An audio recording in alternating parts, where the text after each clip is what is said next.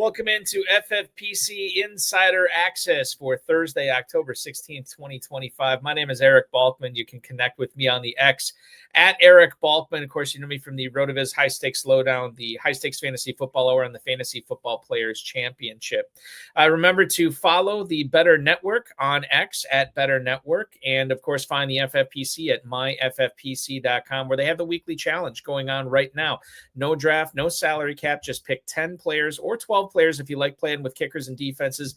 You can win up to $2,500 on any given week. 10, 30, and 100-team contests are available. Only one player per NFL team. Sign up now at myffpc.com. The Thursday deadline is happening in about 73 minutes and change, so make sure if you want to play in the Thursday night weekly challenge, you get in now while you can before kickoff of tonight's game. Shout out to our producer, Sean Engel, tonight. Now I want to reintroduce you. Allow me to reintroduce our good buddy, CH Herms. You follow him on the X at Herms. Is it Herms underscore? I know I screwed it up. It's CH underscore Herms, right? That is correct. CH underscore Herms on Twitter, and on Blue Sky, just at Herms. I was able to get just the Herms handle there, at least. So. Very cool. Like to see it. You can check out his work at Fantasy Pros and Fantasy Points. Herms, I want to give you kind of the floor at the top of the show. Tell the viewers sort of what you're working on and what you're churning out for content that they can consume to help them win their fantasy football leagues this year. Yeah, for sure. So one of the coolest things that I get to do every single week at ftnfantasy.com is come out with the weekly usage report. I go all deep into their NFL stats hub, find different, stats for, route participation, stuff like that, and just really look under the hood at what's going on. So I can, give better advice for what people should do on waivers, making trades, all that stuff. It's pretty cool. I love doing that. And I also have a podcast that comes out every week called the Crossing Routes Podcast. It is me and my co-host Tyler Orginski, who was the number1 most accurate in-season draft ranker last year, according to ECR. So, we get to pick his brain. We get some of my fun. And then, I do some stuff at Fantasy Points as well. I do a weekly article for beginners. I give 5 tips for people who are just starting out. So, covering the range. If you're just starting out playing fantasy or you've been playing for a while, I got you covered. Which is great because there's a lot of people who watch this show, listen to the show later on, that are experienced high stakes FFPC players. There's also people watching this that maybe are more casual people that maybe are playing in some of the $5 leagues or $35 leagues with the FFPC, still dipping their toes in, but they want to know what the high stakes players are talking about. They want to know what the pundits out there are talking about as well.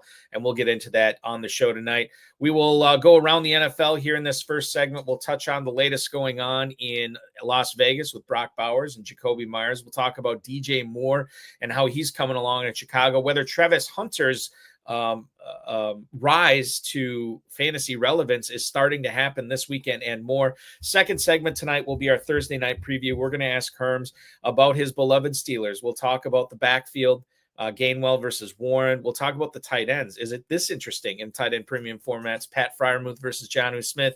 And then we'll get into the Bengals. Chase Brown, is he better off on your bench? And is it wheels up for Noah Fant tonight, too? That's something that we'll get into. And then we'll get into plenty starter sits to complete the show tonight, including but not limited to Bam Knight, Kendrick Bourne, Kyle Pitts, Justin Herbert, and Justin Fields as well. That's going to be a fun one to end on tonight.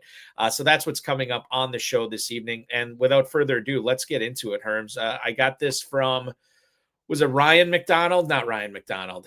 It was Ryan McFadden, I want to say. Yeah, Ryan McFadden had the injury report for the Vegas Raiders come out just less than a minute ago.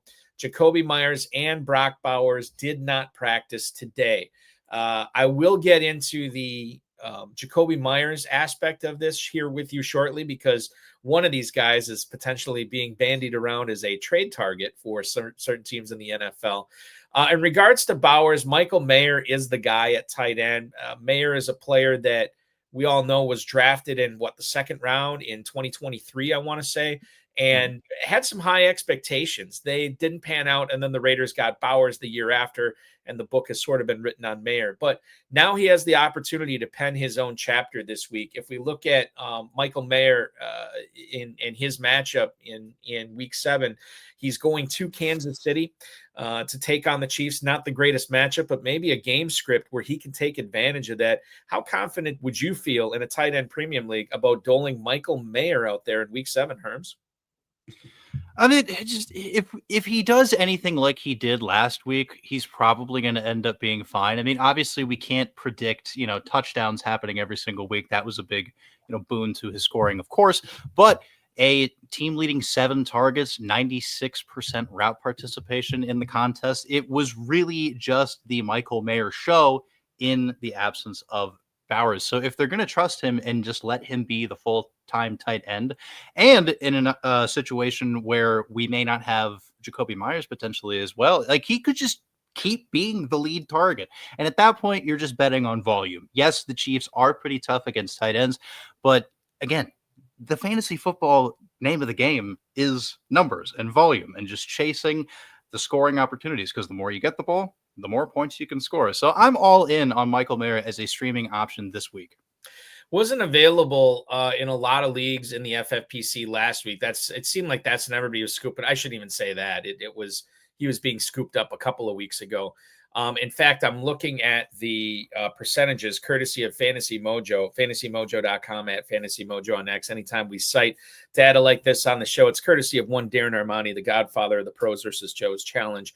Michael Mayer right now heading into, I got to make sure I'm reading the data right so I'm not giving you guys bad information. So he is rostered right now only in 64% of leagues at the end of last week. I have not seen how many leagues he got picked up on last night, but definitely scooped up on a bunch, especially when you consider no Mark Andrews, no Dalton Kincaid this week. And for those people that are not feeling adventurous about starting George Kittle on Sunday Night Football, certainly Mayer makes some sense there. But 64% is what he was owned in. You could pick him up still, I'm assuming, in a few leagues out there, but he's probably been taken in most of those. And you already heard Herms all in on Mayer as a start in Week 7. His teammate Jakobi Meyers also in the news, not only because he did not practice today with knee and toe injuries, but he has been reported as being a potential trade target for some other teams in the NFL looking for wide receiver help. Two-part question. I'll ask the first part here to you now, Herms. I'm wondering why Meyers, a guy who's kind of disappointed most of us who drafted him this season, I'm wondering why he would be a trade target for somebody. Does that say something about how the Raiders are using him, or maybe I should say misusing him? What do you feel like what has been holding Meyers back so far this season? And if he does get traded, could that just be unlocked, or will it be unlocked with his new team? I think there's a decent chance that he could be, unlocking just a little bit more if he goes somewhere else, because somewhere else will be on a team without Geno Smith as his quarterback. And that's been the biggest issue for me. Like, looking at how Geno Smith has performed this season, he has the 7th lowest EPA per dropback among qualified quarterbacks in FTN's NFL Stats Hub, the 4th highest turnover worthy pass rate, and the 7th lowest adjusted completion percentage. Geno Smith is not playing good football at all, and it's evident in what we're seeing out of Meyers and just the offense in general, and the overall lack of efficacy, and the fact that teams are able to shut down the run so well. Like, yes, the offensive line's really bad, but it's also easy to just overwhelm them and take out Ashton Jeanty in that part of the game, because you can get after Geno and force him to make errors. So it's a whole systemic problem. The entire ecosystem is a little toxic. So I think that is the biggest thing working against Jakobi Meyers. So I'm eager to find out if he's able to escape and go elsewhere, because I think he could thrive in a different spot. One of the players that has been picked up in Big Gorilla and FFPC main event leagues, both heading into Week 7 and prior to Week 6, was the rookie receiver Jack Bech. When Bech was drafted by the Raiders, I think many people, myself included, thought that there was a duplication of skills going on between Meyers and Besh, and that these two players were not going to be able to share the field together. There's certain things that they brought to the table that were not different enough. And obviously Trey Tucker, it was easy to see him carve out his role. Brock Bowers, Ashton Genty, these are all guys that do different things for the offense, but Besh and Meyers were very, very similar players. Knowing that Meyers couldn't get it unlocked and Geno Smith is still going to be his quarterback, even if Meyers gets traded, is Besh a guy that's roster worthy? Because, I mean, quite frankly, if Meyers wasn't doing it, all of a sudden Besh is going to be able to do it with Geno Smith. I'm not seeing it. Yeah, I think at that point, Besh becomes rosterable because anybody with any sort of consistent role in an offense is worth at least rostering. But when it comes to, can you put this guy in your lineups confidently? I don't think so. I think that would really come down to trying to play soft matchups and doing things that way. But even then, I think we're talking about, in those specific circumstances, like maybe a long shot wide receiver 3, like a flex guy you're throwing in because someone else is hurt or somebody else is on a bye week or something. Like, it wouldn't become anything that I would be confident in. I want to go to London here, but still talking about receivers, and maybe the most important wide receiver in fantasy football this year, Puka Nacua. According to Sarah Barshop, who covers the Rams for ESPN.com, said that Nacua was not seen practicing on Thursday. I can't remember who said it. Oh, Jeremy Fowler. No, it wasn't Jeremy. Yeah, it was Jeremy Fowler who said that he's a long shot to play on Sunday morning. The Rams are on bye next week, Herms, so it makes sense that they give him the extra rest. Quite frankly, if you're a Nacua owner, you probably want him to sit out this week so he can have, week 7 off, week 8 off, and then come back fresh off the bye in week 9 with a healthy ankle. That's not the question here. Isn't about Nacua necessarily. The question here is Tutu Atwell versus Jordan Whittington. I've heard the arguments from a lot of different fantasy pundits all week of who they prefer, and it seems like it's pretty close between the two. It also seems like both of these guys are startable this week against the Jaguars. Where do you fall in on Team Whittington versus Team Atwell here? Would you be playing either one against Jacksonville? And while you get into that, I just want to bring this up right now. I thought I had it on my screen and I don't, but I'll bring it up right now. That game kicks off obviously 9:30 a.m. on Sunday morning. It has a total of 44.5. Rams are 3-point favorites. I don't know if that factors into the decision at all here when we talk about Whittington versus Atwell and how FFPC players can handle them properly for week 7. Yeah, I mean, if I'm picking between the two, I'm probably going after Jordan Whittington just because, like, he's seen the field a lot more already. I think that's a pretty good sign. And the fact that, Tutu Atwell's he's a very, like, long play, deep shot kind of player anyway. And I think that, like, I tend to shy away from those kinds of players like that because I think the variance is just a little bit too high.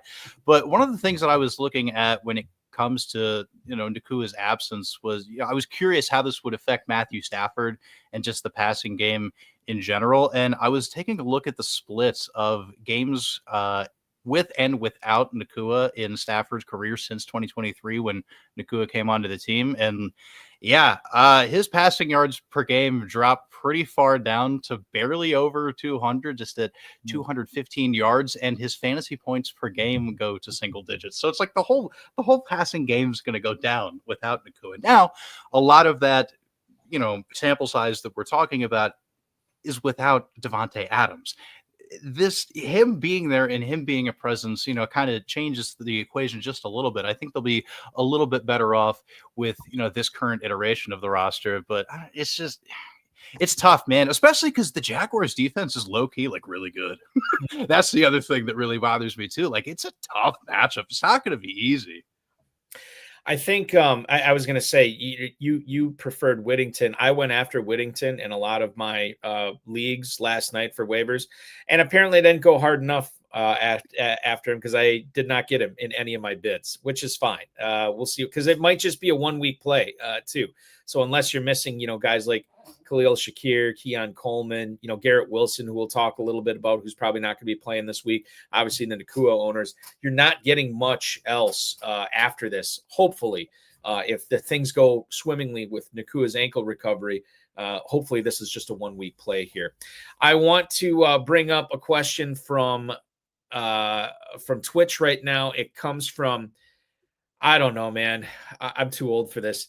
Hey, Land Yants. I don't know.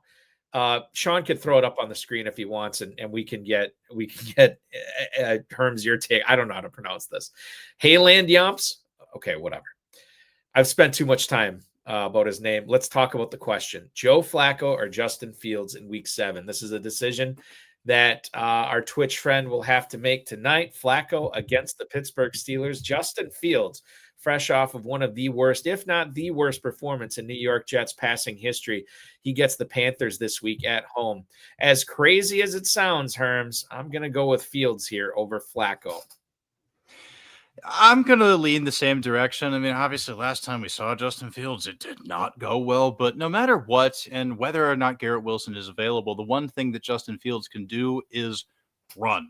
And anytime you're looking at a tiebreaker situation with quarterbacks, I'm likelier to lean on the guy that will contribute on the ground and at least boost the scoring floor that way. So that's where my logic is. And also, just like, I mean, like tonight's game is pretty tough, man. Like the Steelers defense is not an easy matchup. I mean, Joe Flacco knows this team really well during, throughout his time in his career in different stops, but still, it just feels a little bit risky. Flacco's really only a big consideration to me, I think, in like super flex formats.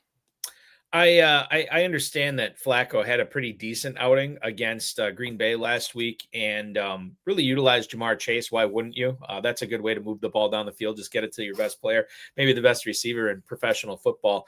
And it's a total of 45.5 tonight. Cincinnati did a really good job of getting the ball out of Flacco's hand early, so he wasn't pressured a ton. I think he only had 1 sack last week. We'll see if that continues tonight. More to come on that game a little bit later on in a second. Joe King says, say 6'7", bulky. I just did say 6'7", bulky. 6'7". I'll do the whole thing. 6'7". That one I know. I'm not too old for that. That one I know.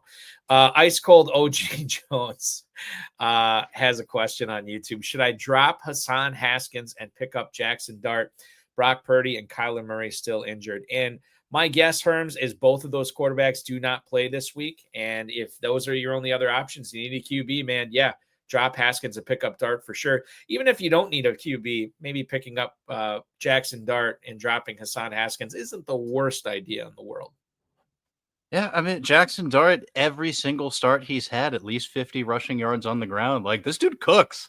All right. And he's actually somebody that I got to spend a little bit of time around down there at the Senior Bowl this year. And like, just on like a human level, he seems just like a really nice and very thoughtful person. I know that doesn't have anything to do with fantasy points or scoring fantasy points or anything like that, but it does make me like him a little bit more. So like just all of that, I am a huge Jaxson Dart guy. Anybody who's listened to the Crossing Routes podcast at any point over the past several months is well aware how me and my co-host Tyler feel about one Jaxson Dart. We're huge fans. We love him.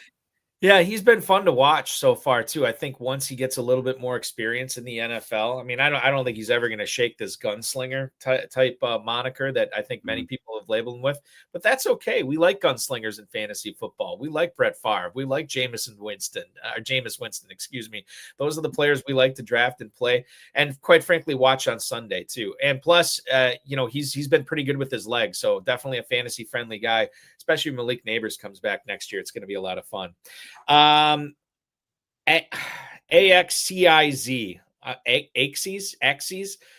start one. Tee Higgins, Chase Brown, and DJ Moore. DJ Moore is a player I have to look up just to get the injury report today, just to see if he practiced. I don't know if he practiced today. I know that yesterday he did not participate, and I'm just getting the injury report right now. Limited today with both groin and hip injuries. Weird stuff. I heard some pretty disgusting theories on why he was going to the hospital after the Commanders game for a groin injury. Not going to repeat them here on the show tonight, even though it might be fun to talk about. To me, they're just painful. He's the guy I probably eliminate here, Herms. I don't want to start him. It comes down to Higgins or Chase Brown for me, and this is razor thin. I think I'm going to lean towards Higgins in a game that should dictate Higgins and Chase getting more targets rather than Chase Brown getting it done on the ground. Although there is the aspect of Chase Brown catching passes from Flacco. We know how Flacco likes to throw to his running backs. Brown, obviously a running back. It's close. I think I like Higgins best here. What say you?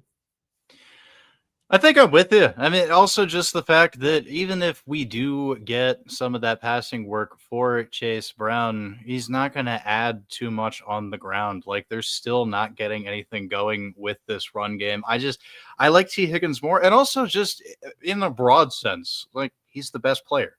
Yeah. If we want to really strip it down to just the bare essentials, they all have downside risk. But if you're just going to trust who's the best player, that's Tee Higgins. Let me throw this at you, Herms. This is something I don't think it's good process, and it probably has yielded poor results for me.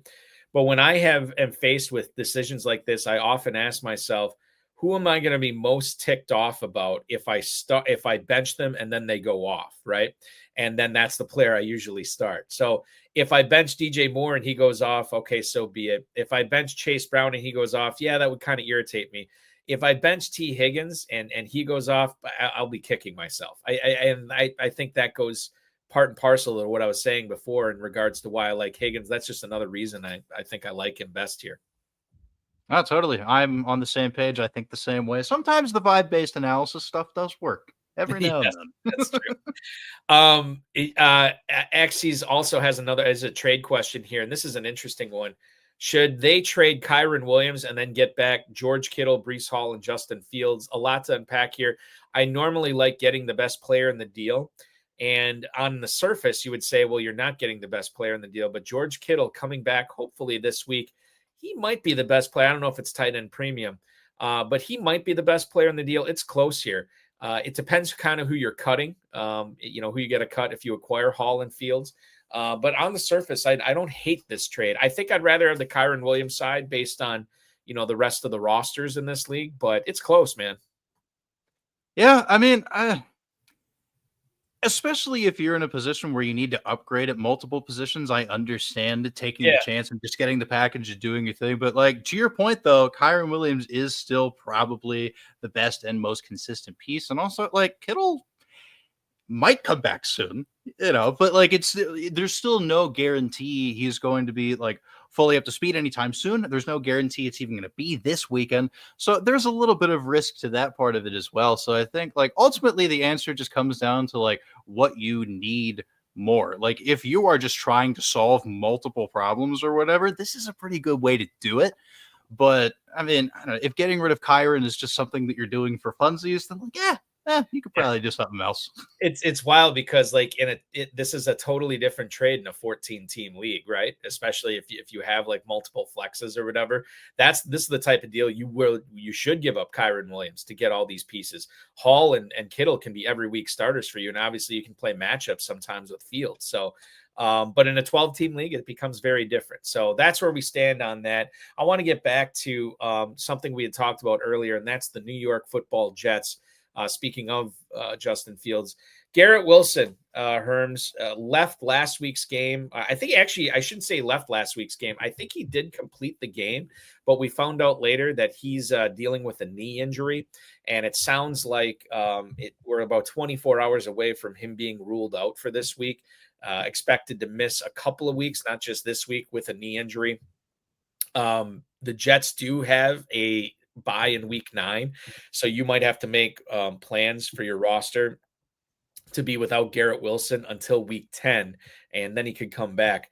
This is more of a question of like, do you take advantage of Breece Hall? Does Breece Hall become a must start? Does Mason Taylor become a must start with no Garrett Wilson? Or are you looking at this from the aspect of like, God, Justin Fields was absolutely terrible passing the ball last week, and now you're going to take Garrett Wilson away from him? I want nothing to do with this roster. Two schools of thought. Which one are you subscribing to here? I'm a little bit more toward the former, just because without Garrett Wilson in tow, I do have a ton of faith that it is going to just be a heavy concentration of work to Hall and Taylor. They are basically the only pass catchers in this offense that have been involved to any capacity at any point this year. So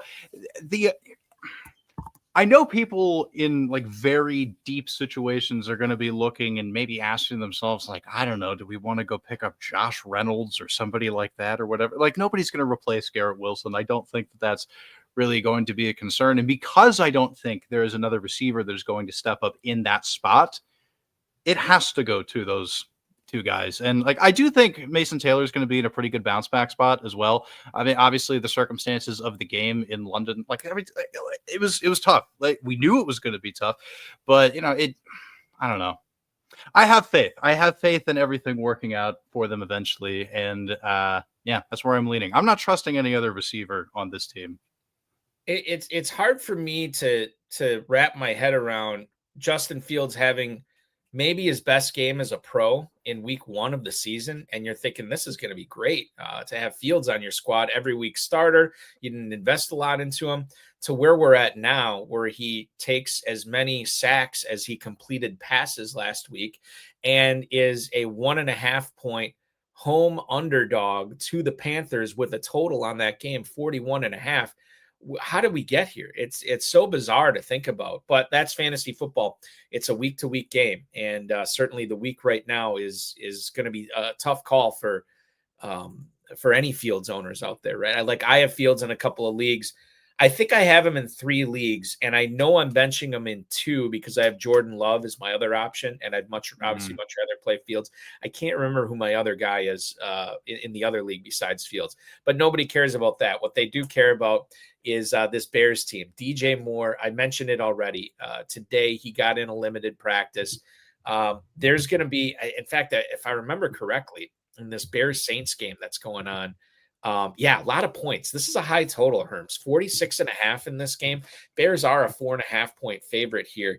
And DJ Moore was a player that we were looking at as potentially the number 1 player, the number 1 receiver you wanted to get on this offense earlier in the season, in drafting season. I think he was the first Bears receiver off the board. He's sort of been lapped by Rome Odunze, who was the slam dunk guy. I mean, anybody who's drafted Odunze, you've been pretty happy with that so far. He gets another really good matchup and this week, and I'd much rather be playing Odunze over DJ Moore. Now, the question here is regarding Luther Burden, because if we look back at what happened on Monday Night Football for the Bears, DJ Moore get 5 targets. He catches 3 of them for 42 yards. Olamide Zaccheaus somehow led the team in targets with 6. He only catches 2 of them. But Luther Burden, man, 4 catches, 51 yards on catches all 4 of his targets. And I wonder if Burden is sort of muddying the waters here a little bit. Now, Odunze only had 2 for 32, but he did see 5 targets. But I wonder if Burden is muddying the waters a little bit for the clarity that we're trying to gain with the Chicago wide receiver situation. And if he is this going to be at the expense of DJ Moore, where we have to start breaking ties against Moore in our starting lineups? Not saying you play Burden over Moore, but Moore becomes a little bit less playable because of the ascendance of Luther Burden, who was just coming off his bye. And we all know about the storylines of rookie running backs, receivers, tight ends coming off their bye, their first year. Yeah, no, the Luther Burden thing is really interesting. And I kind of wish that the Bears would just give up on the whole Zaccheaus thing, because I think, like, looking at what these guys functionally do in the offense, like Zaccheaus is the one blocking Burden from doing a little bit more. I think that like he and Moore serve different functions in a more complementary fashion. So I think like they could all coexist theoretically, but until they get Zaccheaus out of the situation, like that's what's really bogging it down, because like he's not been good. He's not very efficient on any of his touches, but they just keep like putting him out there. It's a very frustrating thing, but ultimately it has taken away from DJ Moore, though. I mean, he's averaging slightly fewer targets per game than Zaccheaus this year. His target share is barely over 15%. It's kind of annoying. Once they just sort it out, say, hey, rookie, you're going in. We're rolling with these 3 guys on a regular basis. Boom, everything will be much more consolidated, and I think it'll benefit everybody. So it's just going to take a little bit of patience, but once we get there, things are going to be a lot better for all of these Bears receivers. Which would be great. I have shares of all of them in different leagues, so I'm just rooting for all of them to have great weeks here on out. Speaking of rookie receivers, we know that the second half of their rookie year, Herms, usually a lot more efficient and a lot more productive than their first halves. Not saying we're to the halfway point of the season for these guys, but it was nice to see Liam Coen come out and said that they're planning to put Travis Hunter, quote, in the position to be a number one a little bit more often. Coen wants to get Hunter involved on plays where he's not the read after Brian Hunter or Brenton Strange or anything, or Travis Etienne or anything like that. He wants to get him involved on plays where he's the number one read, which I say, well, who the hell's calling the plays? Aren't you the one designing the plays? How about making it happen? He's being targeted on 18% of his routes so far. That's 57th among all wide receivers who have at least 50 routes run so far this year. I would think that the investment into the number 2 pick would dictate that you get this guy involved more. I mean, offensively and defensively, quite frankly.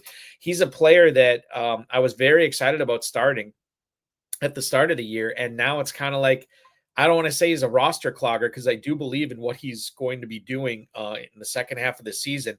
And maybe I'm wish casting here a little bit, Herms, but I do believe, reading what Liam Coen had to say about this, I feel like this could be a significant springboard week for Hunter in London against the Rams. Not the easiest matchup, but this could be the game that sort of gets him unleashed, untracked, on track, whatever you want to say, to him being the player that we thought was going to be a top 30 receiver this season.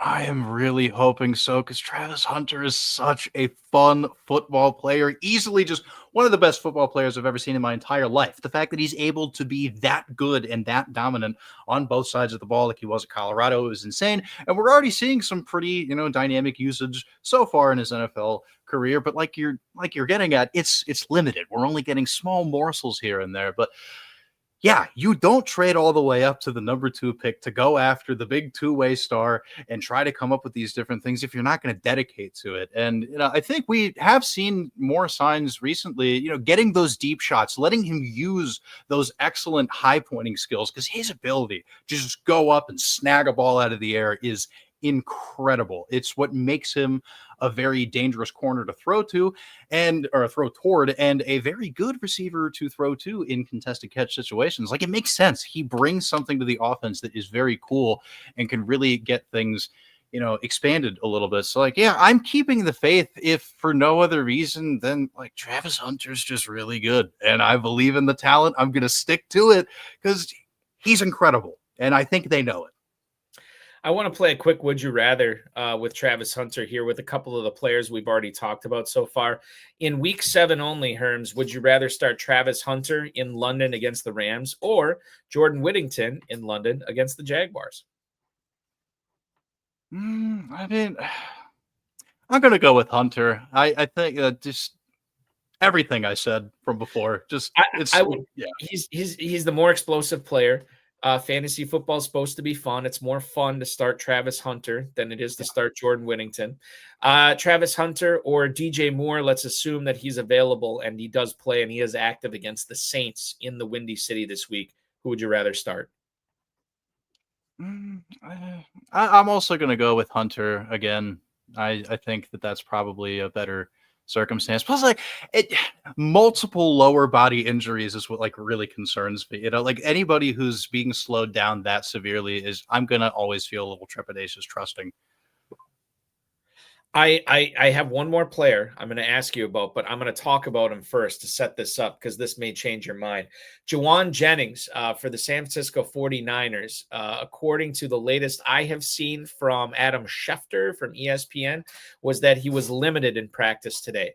According to Jauan Jennings himself, after last week's game, he says he's dealing with high and low ankle sprains, which I don't know how that's possible unless they're separate ankles, and maybe they are.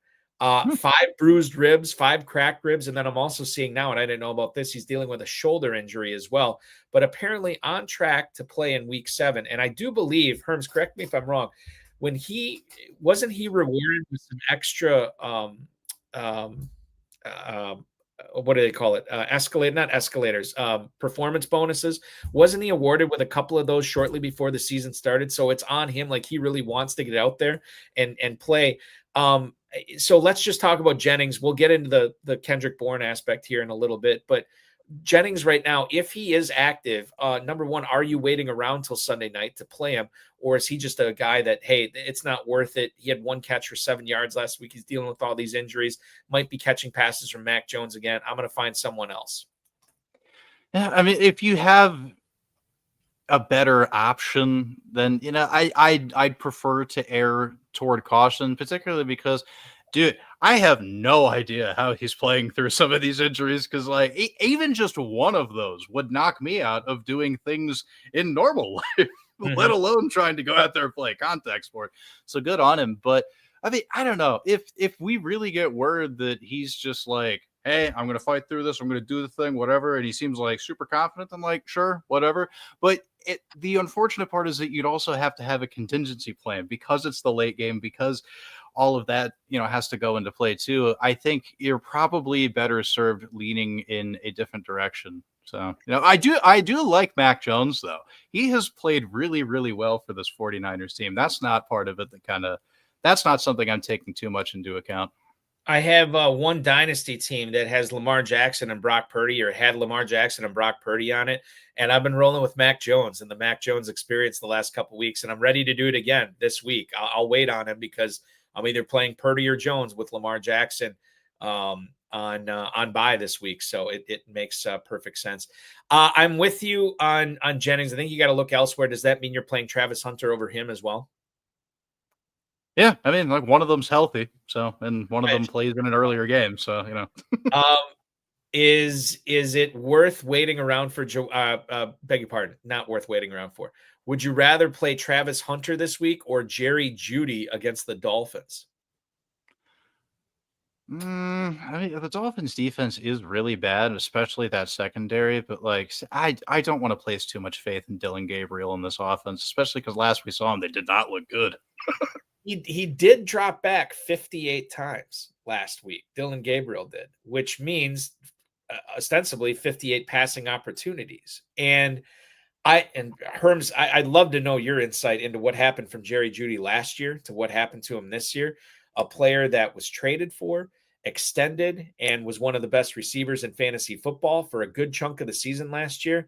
Does not look like the same player this year. Adam Levitan from Established Run, I heard him say Jerry Jeudy confirmed bad at football. And I was like, what were we saying about Jeudy last year? He didn't look bad at football last year. What's happened from 2024 to 2025? Is it simply the quarterback change to Joe Flacco and now Dillon Gabriel that set him back this far?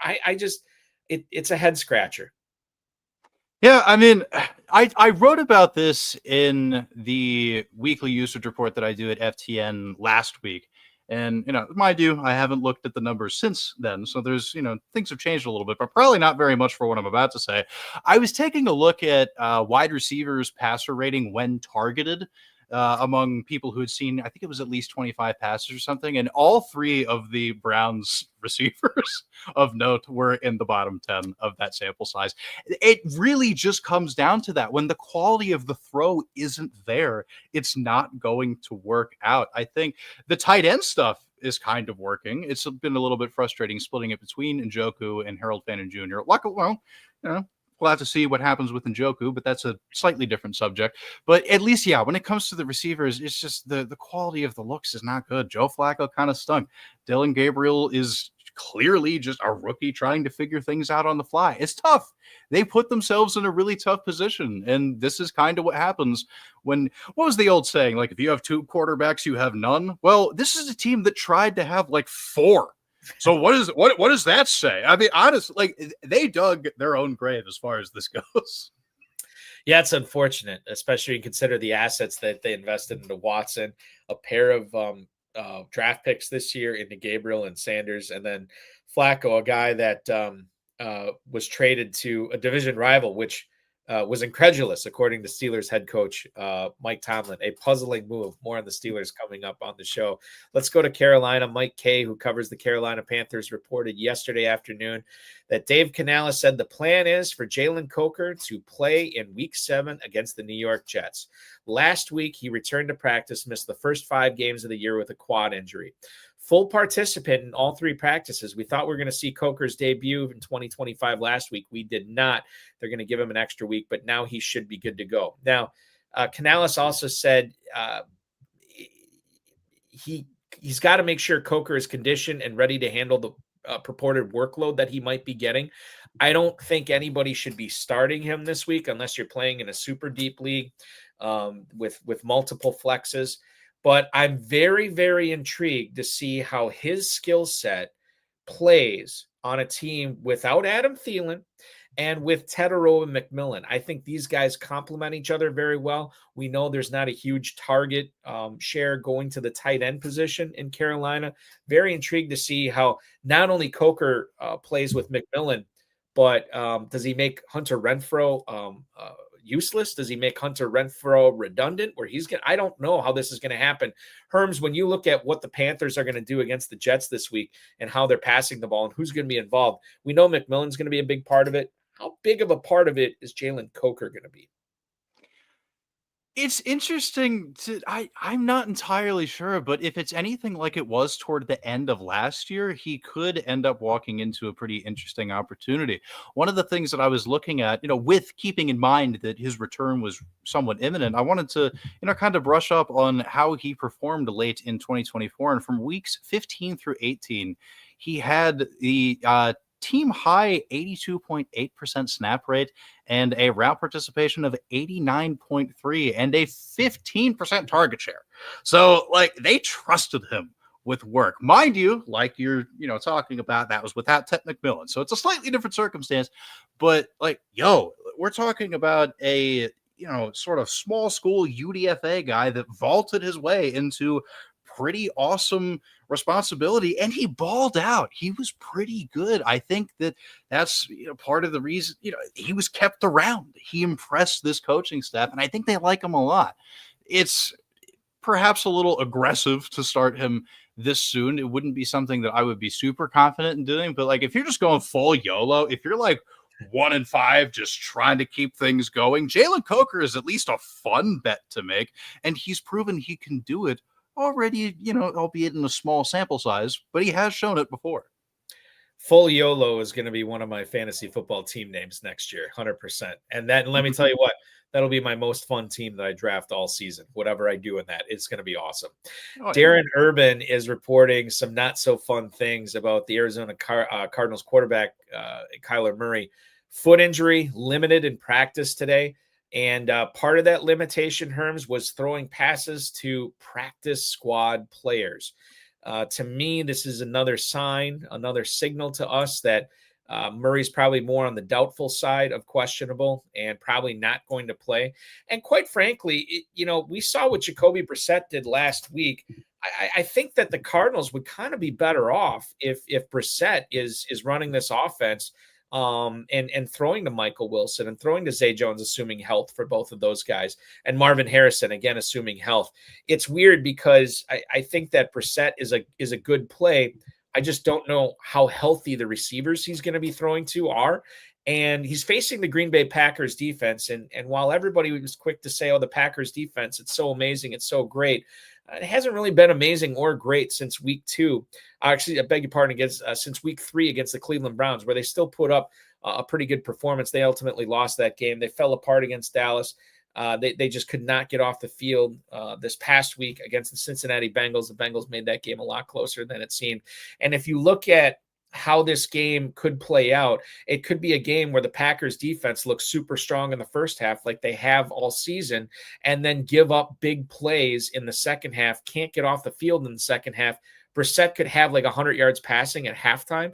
He might end the game with 280, 290 yards. And that's the way I view Brissett. I think the Cardinals are actually better off from a fantasy standpoint. If you have Wilson, if you have Jones, if you have Harrison, and these guys are healthy, I feel like you want Brissett in there. You don't want Murray in there. No, definitely. And also, hey, it was a pretty good performance for Trey McBride too. Double-digit targets. We love to see it. Always, delivering in that front as well. But yeah, man, I don't know. Honestly, even just in a macro sense, I'm kind of over the whole Kyler Murray experience in Arizona. It's clearly not working, but it's just they've committed so much money to him, man. I have no idea what they're going to do. But just keeping the focus at least on this week, because I obviously don't want to take it too far off the rails. Yeah, I mean, Brissett's a pretty good play, and he's always been that type of dude. Every situation he's ever been in, he's a professional quarterback. He knows how to run an offense. He knows what's going on. I think you can trust him. He knows what's going on. These guys, these receivers, pretty good options. I wouldn't be too overly enthusiastic with any one of them, but these guys are definitely startable.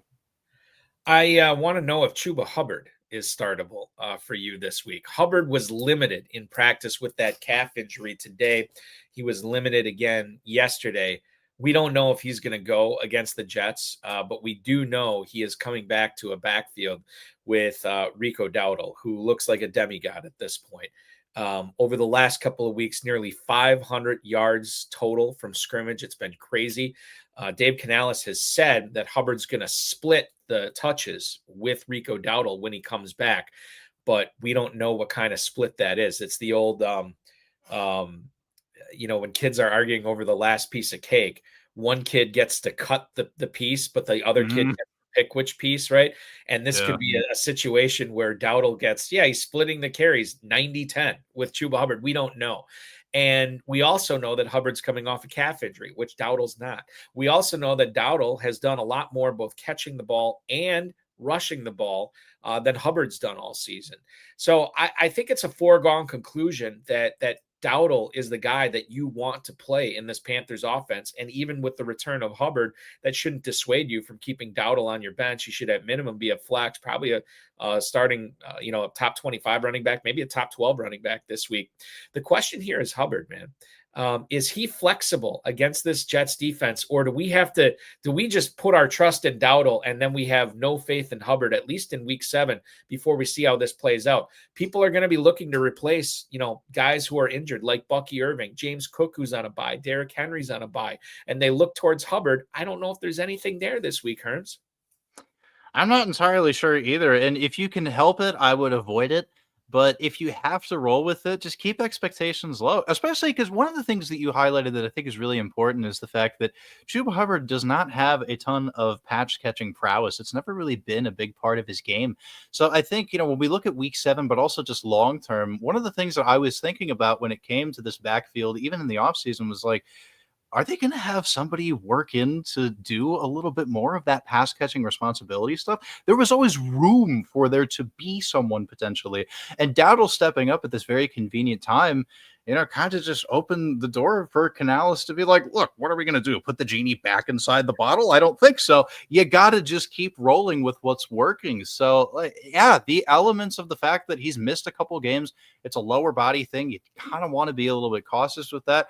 I'm not aggressively confident in Chuba Hubbard this week, but if you need a flex, if you're in a bye week situation or you got a bunch of guys hurt like pretty much all of us do, then go for it. But in the few spots where I have Hubbard and I have alternatives, I have him universally benched. I want to point out this is a 1:00 game, so we'll know exactly what's going to happen as far as Hubbard. We don't even know if Hubbard's going to be healthy enough to play. But I will say that and this is a message to Dave Canales. This is a message to the Carolina Panthers coaching staff. They watch this show every week, so I'm going to speak to the camera right now. Give Chuba Hubbard one more week. Let him get fully healthy.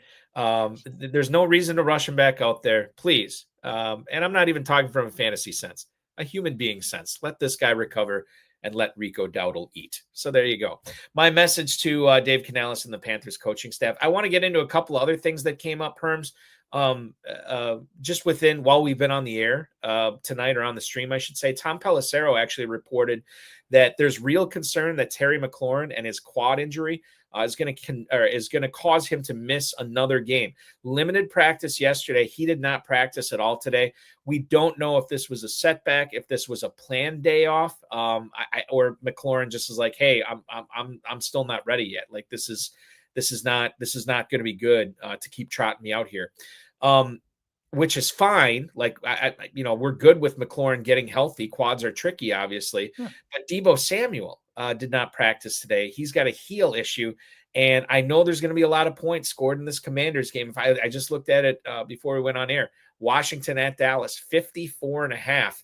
There's got to be some fantasy goodness here from the Commanders, who have an expected point total of right around 25, 26 points. If not Samuel, if not McLaurin, who's this going to be? I mean, I don't really know what to make heads or tails out of this. I would assume, as it stands right now, 7:49 on a Thursday night, I would assume McLaurin's out. I think Samuel's in. Is there another pass catcher? Maybe Zach Ertz, maybe Luke McCaffrey that you'd be looking to as a potential flex in such a high-scoring game against the defense that's been giving up a lot to opposing passing attacks this season? Yeah, I mean, McCaffrey has been pretty fun, and he's worked his way out there on a pretty decent number of snaps in part-time duty. Like he's coming along. It's been pretty fun to see, but I don't have too much confidence in any particular wide receiver, just because there's a lot of them that end up seeing the field. I mean, like Jalen Lane ends up working in there every now and then. Chris Moore has also been a thing. They spread it around and cycle things through at a rate that it's pretty tough to pin down just one of them. So by default, I think Zach Ertz is probably the answer. He's the one who's most consistently on the field. He is the one that has the best rapport built with Jaden Daniels already. So if we're just going to go based off of consistency, being on the field, and just track record of success, those are the three things that Ertz has in spades. Bill Hollywood also asked too regarding our Hubbard discussion. By the way, congrats to Bill Hollywood, who's managing two teams near the top of the leaderboard in the FFPC main event. I think he's got a top 10 team, and I think he's got another one in like the top 20 or top 30. He wants to know regarding our Hubbard discussion, would you play Chuba Hubbard this week over Bam Knight, who may or may not be getting a good number of carries against the Packers this week? Would you rather play Hubbard or Bam Knight this week? I mean, I think Bam Knight is a pretty interesting play. I mean, it's a weird situation in the Cardinals' backfield. I will say that Michael Carter and him essentially split the snaps, but if you actually just look at the raw touches, Carter still got the ball a little bit more than Knight. So it's a little bit frustrating, but Knight did see a lot of the red zone work. So at least he has that going for them. And the fact that he's just healthier kind of makes me feel a little bit better about it. So in this particular circumstance, I'm going to lead toward Bam Knight. But most weeks, like once Chuba Hubbard's like back to health and we see how things work out, he's probably going to be the answer, but not for this week, not this time.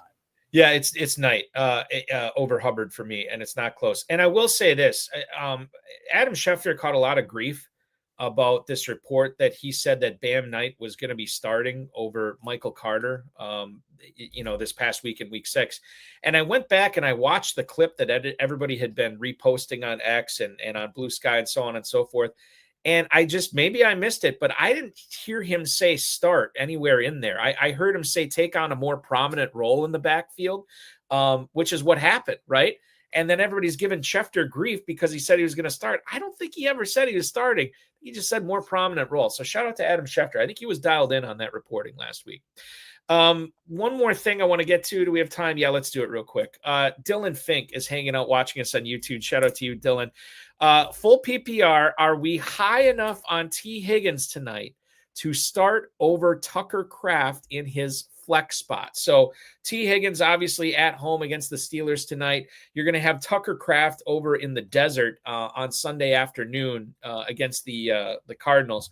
And one of the things I always say with Packers pass catchers, I don't care how talented they are. Since Devontae Adams left, there just has not been a target hog there. There are a lot of people this year telling me that it was going to be Tucker Kraft's year. He's going to finish as a top 3 tight end. And I even bought into that, Herms, towards the end of drafting season, where I started drafting a little bit more of Tucker Kraft as sort of like a FOMO type draft pick. And he's been good, but then again, last week, he does get the touchdown, but he had 2 catches. And I know he was dealing with an injury, a couple of weeks before that, but even still, I don't necessarily trust volume with any of these Packers pass catchers. I feel like this could be a nice little game for Joe Flacco, Jamar Chase, and Tee Higgins tonight. I'm a weak man. I don't know if I could start Tucker Kraft over Tee Higgins tonight. I'm with you. And that's just the difficult thing about Kraft and every pass catcher in the Packers offense. It's a good offense. Things are humming, and I'm really glad that they've taken a step forward compared to last year. But it's spread so thin consistently across all these different things that it calls back to what we were saying earlier. half of fantasy football is just going after the opportunity, going after the volume, because in order to score, you got to get the ball. And the more opportunities you have, the higher those chances are. And in that situation, just looking at it that way, the answer is Higgins. The last week, the target volume between Chase and Higgins, Chase saw 12 targets, caught 10 of them. Higgins did see 8 targets in a game that Flacco was getting the ball out of his hands pretty quick. Still caught 5 for 62. I don't know if we see that volume for Tucker Kraft. Tom Smith, by the way, experienced high stakes fantasy football player. He said he would play Kraft over Higgins. So varying opinions tonight, Dylan. We'll see which one you go with. We have to get into our Thursday night football preview. We are 20 minutes away from kickoff. If you're looking for some action this week, check out the FFPC weekly challenge, which is live right now for Thursday. There's also a Sunday option too. No draft, no salary cap. You're picking 10 or 12 players, depending upon if you want to play with kickers and defenses or not. Went up to $2,500, 10, 30, and 100 team contests. You just pick your players, watch them ride throughout the weekend, one player per NFL team. So if you want Tee Higgins, you can't have Joe Flacco. If you want Justin Fields, you can't have Breece Hall, that kind of thing. That's the slant. It's a lot of fun. It mirrors our playoff challenge, and you can play it right now at myffpc.com, myffpc.com. Herms, from CH Herms from Fantasy Points and FTN Fantasy joining me on the show tonight. We are going to talk Steelers and Bengals, hash out this wide receiver situation for Pittsburgh after DK Metcalf. We're going to talk more about Chase Brown and whether Joe Flacco is actually a sneaky start tonight as well. Herms and I will be back right after this. You're watching FFPC Insider Access on the Better Sports Network. Folks, let me talk to you about my favorite weekly platform to play on. You know, we all play Dynasty and we all play Redraft, but we got to find some place to play weekly. And the FFPC Weekly Challenge is my favorite. If you're like me and you're tired of the constraints of salary caps or having to do a draft to make a team, or even having to play against these people that are stacking up the same team, stacking up certain games, and you feel like you have to put in 1 million entries or have to have those certain stacks to win, then come play over at FFPC. Really, the only main rule that you have to deal with is that you cannot select multiple players from the same team. I'm going out and I'm trying to find the best of the best of the best players and put them into a lineup. And that's what you can do over at myffpc. You can go out and you can take the number 1 running back in Bijan Robinson, and you can also have Saquon Barkley. As long as they're not in the same team, you can put them all into a lineup, right? And there's 4 flexes for this, so there's a lot of flexibility.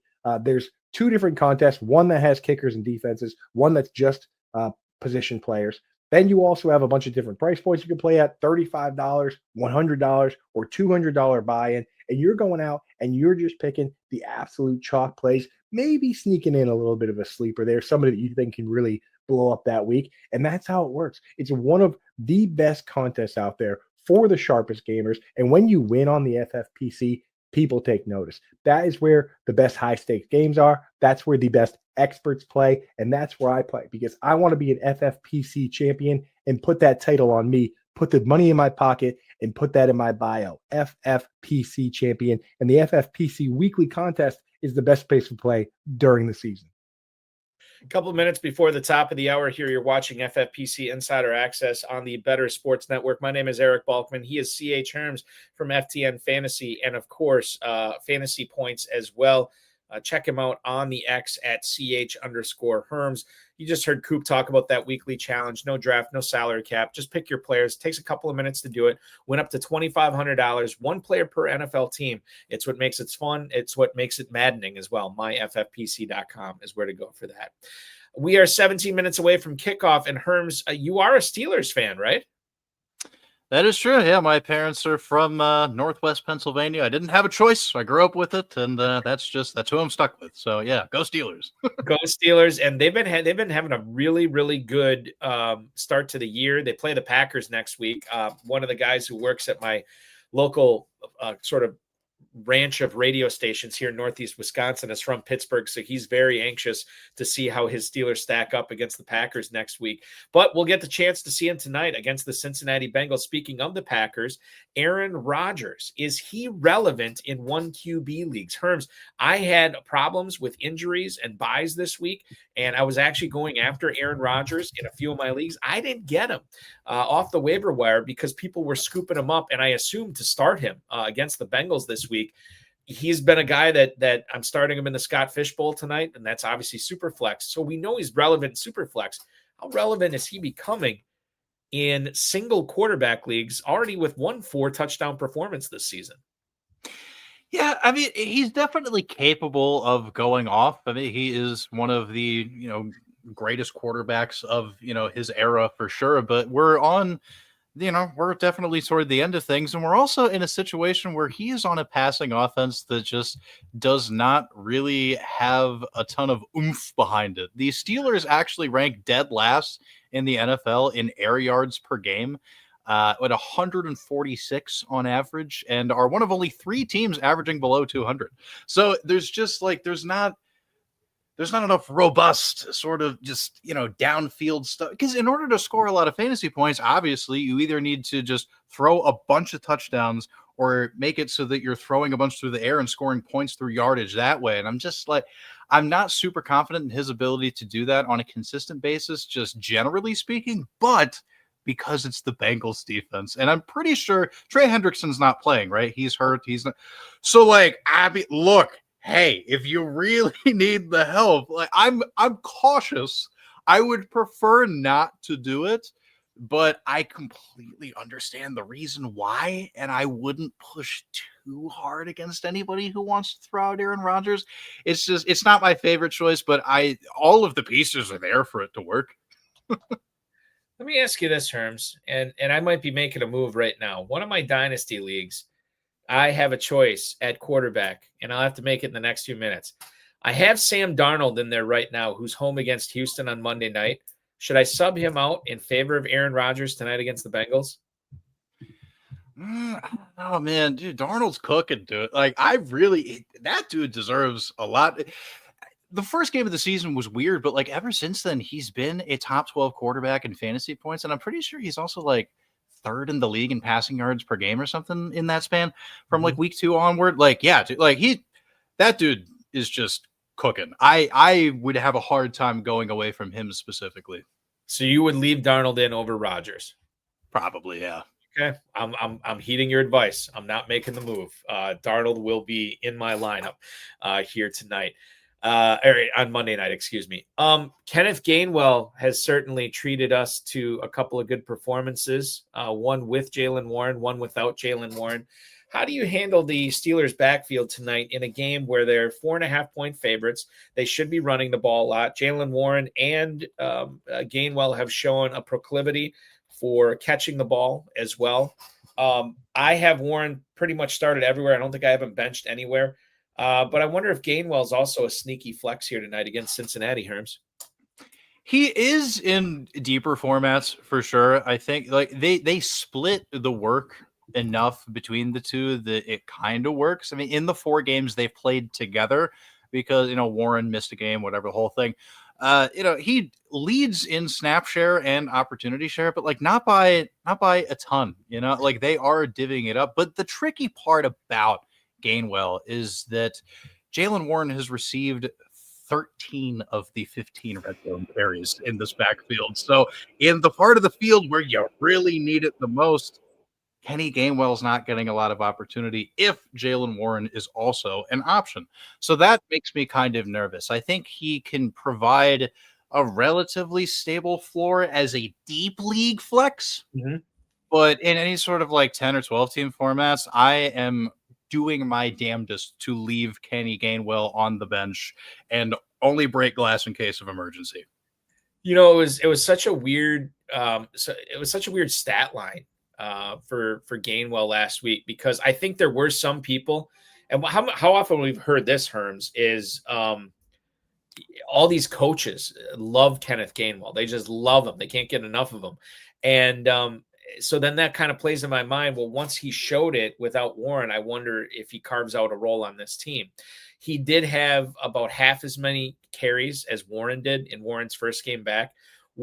Warren caught 2 passes for 11 yards. Gainwell only had 3 more receiving yards, but he had 6 catches for 14 yards. Kind of weird, and maybe there's nothing there. I think I'm with you. I think Tom Smith, I know, said that earlier that he would be playing Kenneth Gainwell over Chase Brown, which is aggressive. And I don't know if it's the right call, but I appreciate the sentiment here. Let's move on and talk about the receivers. DK Metcalf is in all my lineups. You're not watching the show to say, hey, should I start DK Metcalf against the Bengals tonight? You're watching this show to find out if any of these other wide receivers are even rosterable for Pittsburgh. We know Arthur Smith likes to use 2 tight ends. We've seen Darnell Washington get involved too, so maybe 3 tight ends now with Freiermuth and Jonnu Smith. Roman Wilson, I know Calvin Austin's hurt right now. Are we better off just focusing on Metcalf and then not even worry about starting, much less rostering any of these other Pittsburgh wide receivers? Or is there something there with Aaron Rodgers? Nah, I mean, I really think it's just Metcalf and leave it alone, man. Even if Calvin Austin were at, full capacity doing his whole thing or whatever, like such a big play dependent guy. And calling back to what I was saying before, like the lowest air yards per game of any passing offense in the entire NFL.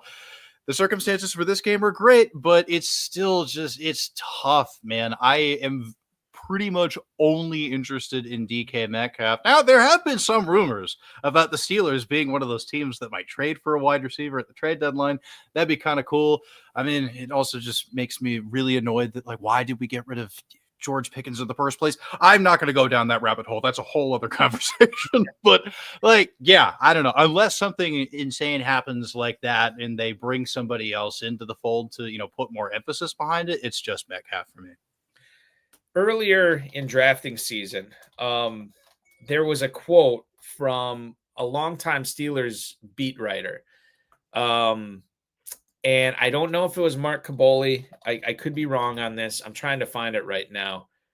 But it was something to the effect of Pat Freiermuth is still the heart and soul or the heartbeat of this offense, something like that. And I noticed where he was going in drafts. I'm like, my God, I got to get this guy as my second tight end everywhere because everybody's disrespecting him right now. And if this longtime beat writer, and I know it was a longtime guy, again, I can't remember who it was, is saying that he's the heartbeat of this offense, man, I got to grab him. Well, it hasn't worked out.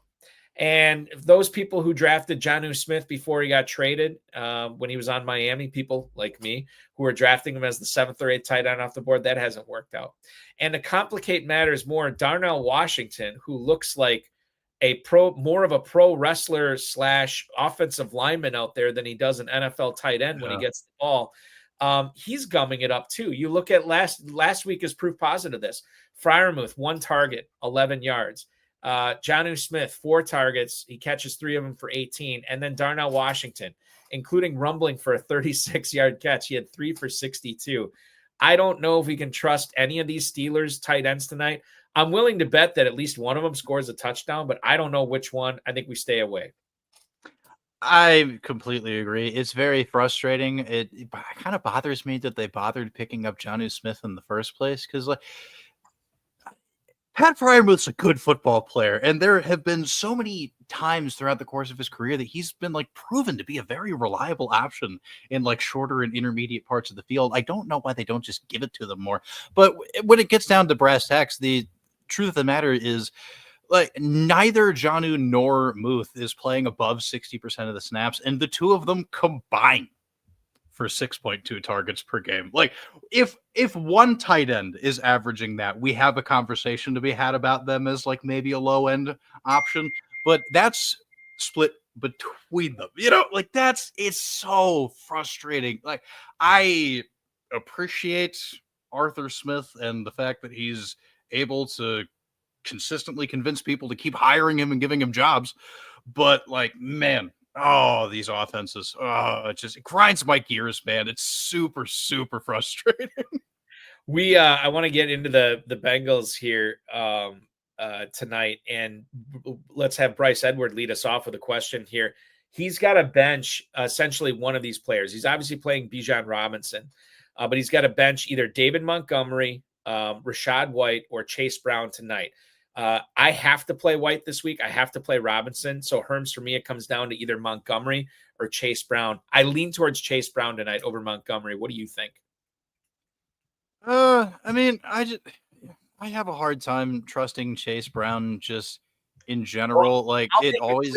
I'll make it clear. I don't trust Brown or Montgomery here. This is like the best bad idea, to borrow a line from Argo. Like, I don't really want to start either one of these guys, and whoever I pick, they are not trustworthy to me at this point. Yeah, no, definitely. You know, I think Lions at home. I don't think Montgomery's going to have nearly as bad of a game as he had recently. Like he still gets fed enough that I feel more confident in it. It's a better offense. It's a better team. I just, when in doubt, lean on the ecosystem that is just healthier and a little bit more cohesive. And to me, that's still Detroit. You know what? Noted Detroit fan Bill Hollywood also chiming in, saying that he's starting to like David Montgomery more going forward. And he said, not Chase Brown. You guys have convinced me. I'm going to say sit Chase Brown, play David Montgomery on Sunday against on Monday night against the Buccaneers. A home game that features 52.5 points as far as the total goes, and the Lions 5.5 point favorites. That's a positive game script for Jahmyr Gibbs and especially David Montgomery. So yeah, I think Montgomery's the play here over Chase Brown. Let's talk more about the Cincinnati Bengals here, and it starts with the quarterback. Level of confidence after what you saw Joe Flacco do last week. What's your level of confidence in him tonight in the Unk Bowl, as it's called, or the Icy Hot Bowl? I've heard that as well. What's your level of confidence in Joe Flacco against the Steelers D tonight? I mean, it weirdly, like, not super high, but like I think he could do it. I don't know. What we saw in the second half of that game last Sunday was the best that we've seen the Bengals offense look without Joe Burrow at all this season. Like, something about the fact that Flacco is not the type to just make dumb mistakes, make stupid throws for stupid turnovers, and he gets the ball out relatively quickly.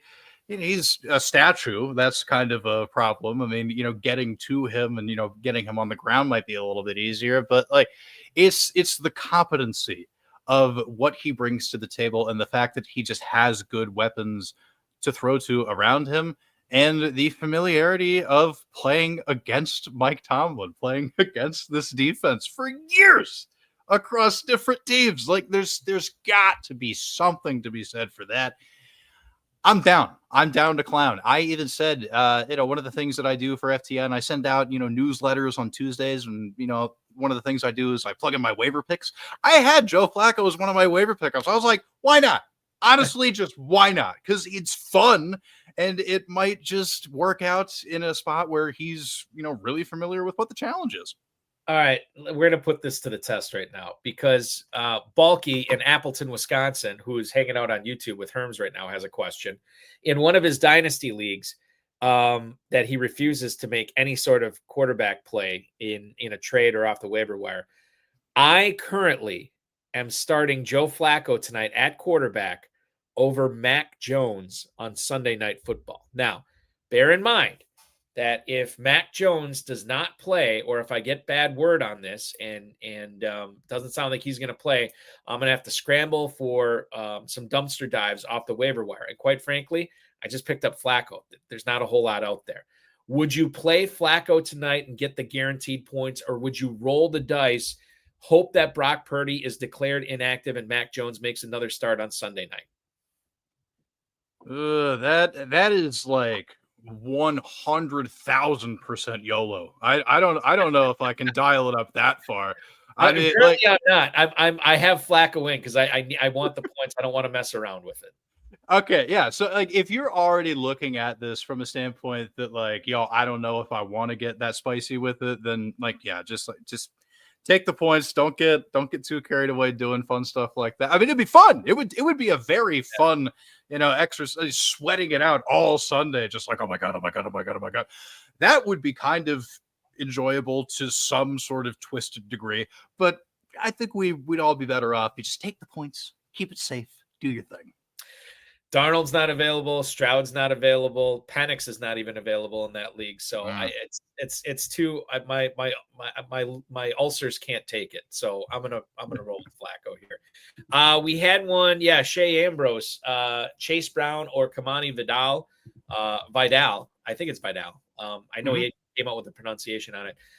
Full PPR, no question, it's Vidal for me.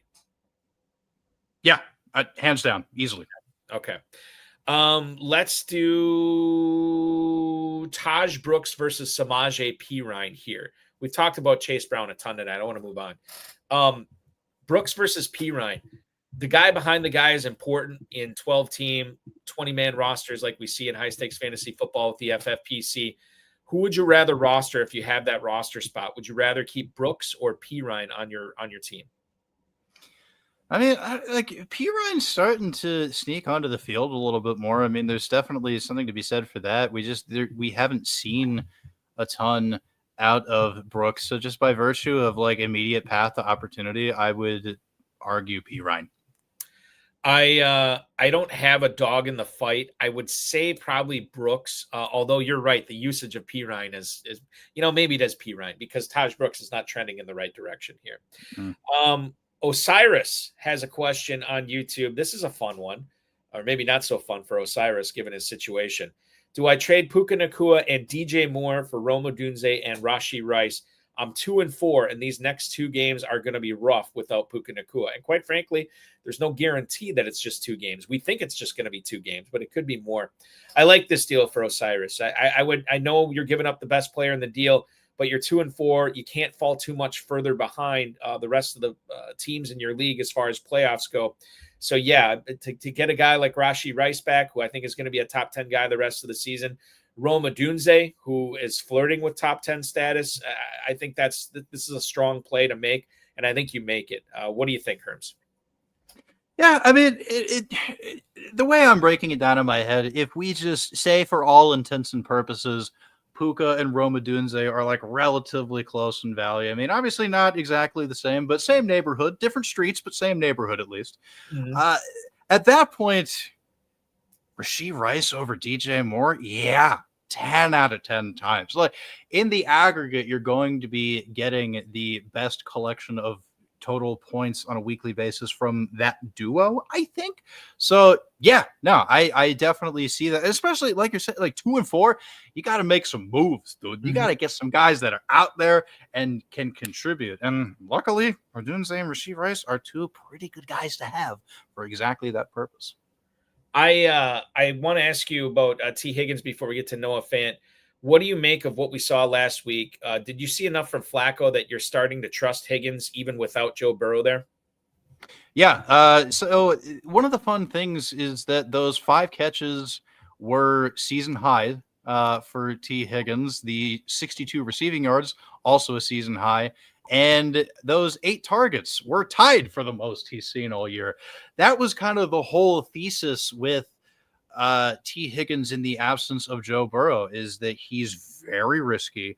There's no guarantee exactly what's going to be out there because, Jake Browning was just like, we could feel good about Jamar Chase, and that was about it. But with an experienced quarterback coming in, like we were saying before, not making stupid throws, having a decent command of what's going on, he can support multiple receivers. He is a professional quarterback. So, I am definitely down with that. The game has kicked off, so I apologize we didn't get to this Noah Fant discussion, but quite frankly, we didn't see a whole lot of Noah Fant questions, so it is what it is. Jaylen Warren, first play from scrimmage, catches a 4-yard pass from Aaron Rodgers, 2nd and 6 for the Steelers at their own 35 as we are underway for Fantasy Football Night in America with Thursday Night Football. Wheels up for Noah Fant. How do you feel about him right now? Knowing that Tanner Hudson's concussion protocol, I didn't look. I don't think he's active tonight. You have Mike Gesicki with the pectoral injury that's going to put him out for a while. What do you make of Noah Fant here? Again, tight end premium leagues. These are the players that we have to kind of figure out what's going on with them. Steven Yergalos, the fantasy soprano, was in here earlier, said that he's got Noah Fant starting in a lineup tonight. What do you think about Fant going forward, not only tonight, but until Gesicki at least gets healthy again? Yeah, I mean, he only ran a route on 43.5% of the Bengals pass plays last week, but like you were saying, that was with Hudson. So we can't really lean too much on that. And he did see a decent amount of, constant like looks coming his way. So there's something to it. I'm cautiously optimistic. And it's also a player that it's been a while for sure, but we've seen him be good at times in the past with multiple teams. There's a reason that Noah Fant is sticking around, folks. There's a reason he still gets paid the moolah to go play tight end out there for these professional teams. So I respect it. I definitely understand it. I'm not super comfortable with it, but I'm not going to push too hard against anybody who decided to take that chance. It's justifiable. Last thing I want to bring up here, Joe Burrow. I did cut him in a couple of redraft leagues just because I figured at the point he'd be able to help me. It just was not worth trying to finesse that roster spot all season. I don't know what your status was on drafting Burrow this season. Do you still have him on any teams? And if you don't, if he was available in, say, a 12-team, 20-man league, is this a player that you try to find a roster spot for? Things to consider the bye-apocalypse with 6 teams on bye coming up next week, Herms. I'm hesitant because by the time he comes back, like we got a positive report on him today too, that he is still expected to come back mid-December. It's just that I'm nervous that even if we assume that's true, we're also still assuming that the Bengals are competitive and there's a reason for him to come back. You know what I mean? Because I think like that's what makes it so tough. They're already 2-4. We'll see what happens in this game. If they lose, let's just say they do 2-5. Like, okay, the playoff march is probably not going to end up happening. We're already staring down the barrel of a lost season anyway. I think it would kind of be pointless to bring him back. The cautious and probably prudent thing to do would just be telling like Joe, just stay at home. That's all good. If you want to show up, you want to stand on the sidelines, just get yourself in like a nice little tracksuit or something and be here with the guys. Like, cool, do that. But if I'm in charge of this franchise, I'm like, bro, you are not putting on a helmet again for the rest of the calendar year of 2025. We will see you in 2026. Just, stay away. But just on the off chance, like, yeah, if you are desperate and you just want to take a very fun dart throw and just like see what happens, just like Steph Curry from half court, like, sure. I mean, it could be fun. It might happen. So, but nothing that I would be banking on too hard. Yeah, I'm not that good of a fantasy manager. I can't pick up Joe Burrow in week 7 and try to keep him around to like week 16. It's not going to happen. You know what is happening? The Steelers offense is cutting up the Bengals right now. 3rd and 11, and Rodgers hits DK Metcalf deep down the right sideline for a 39-yard game down to the Cincy 31, and Jalen Warren has taken over since then. 3 consecutive carries, one for 7 yards, 1 for 10 yards, and 1 for 4 yards. So Jalen Warren obviously looking really good tonight, as is Metcalf with 60 combined yards between the two of them. Bengals now fighting to keep the Steelers out of the end zone. Pittsburgh has it 2nd and 6 from the Cincinnati 10-yard line.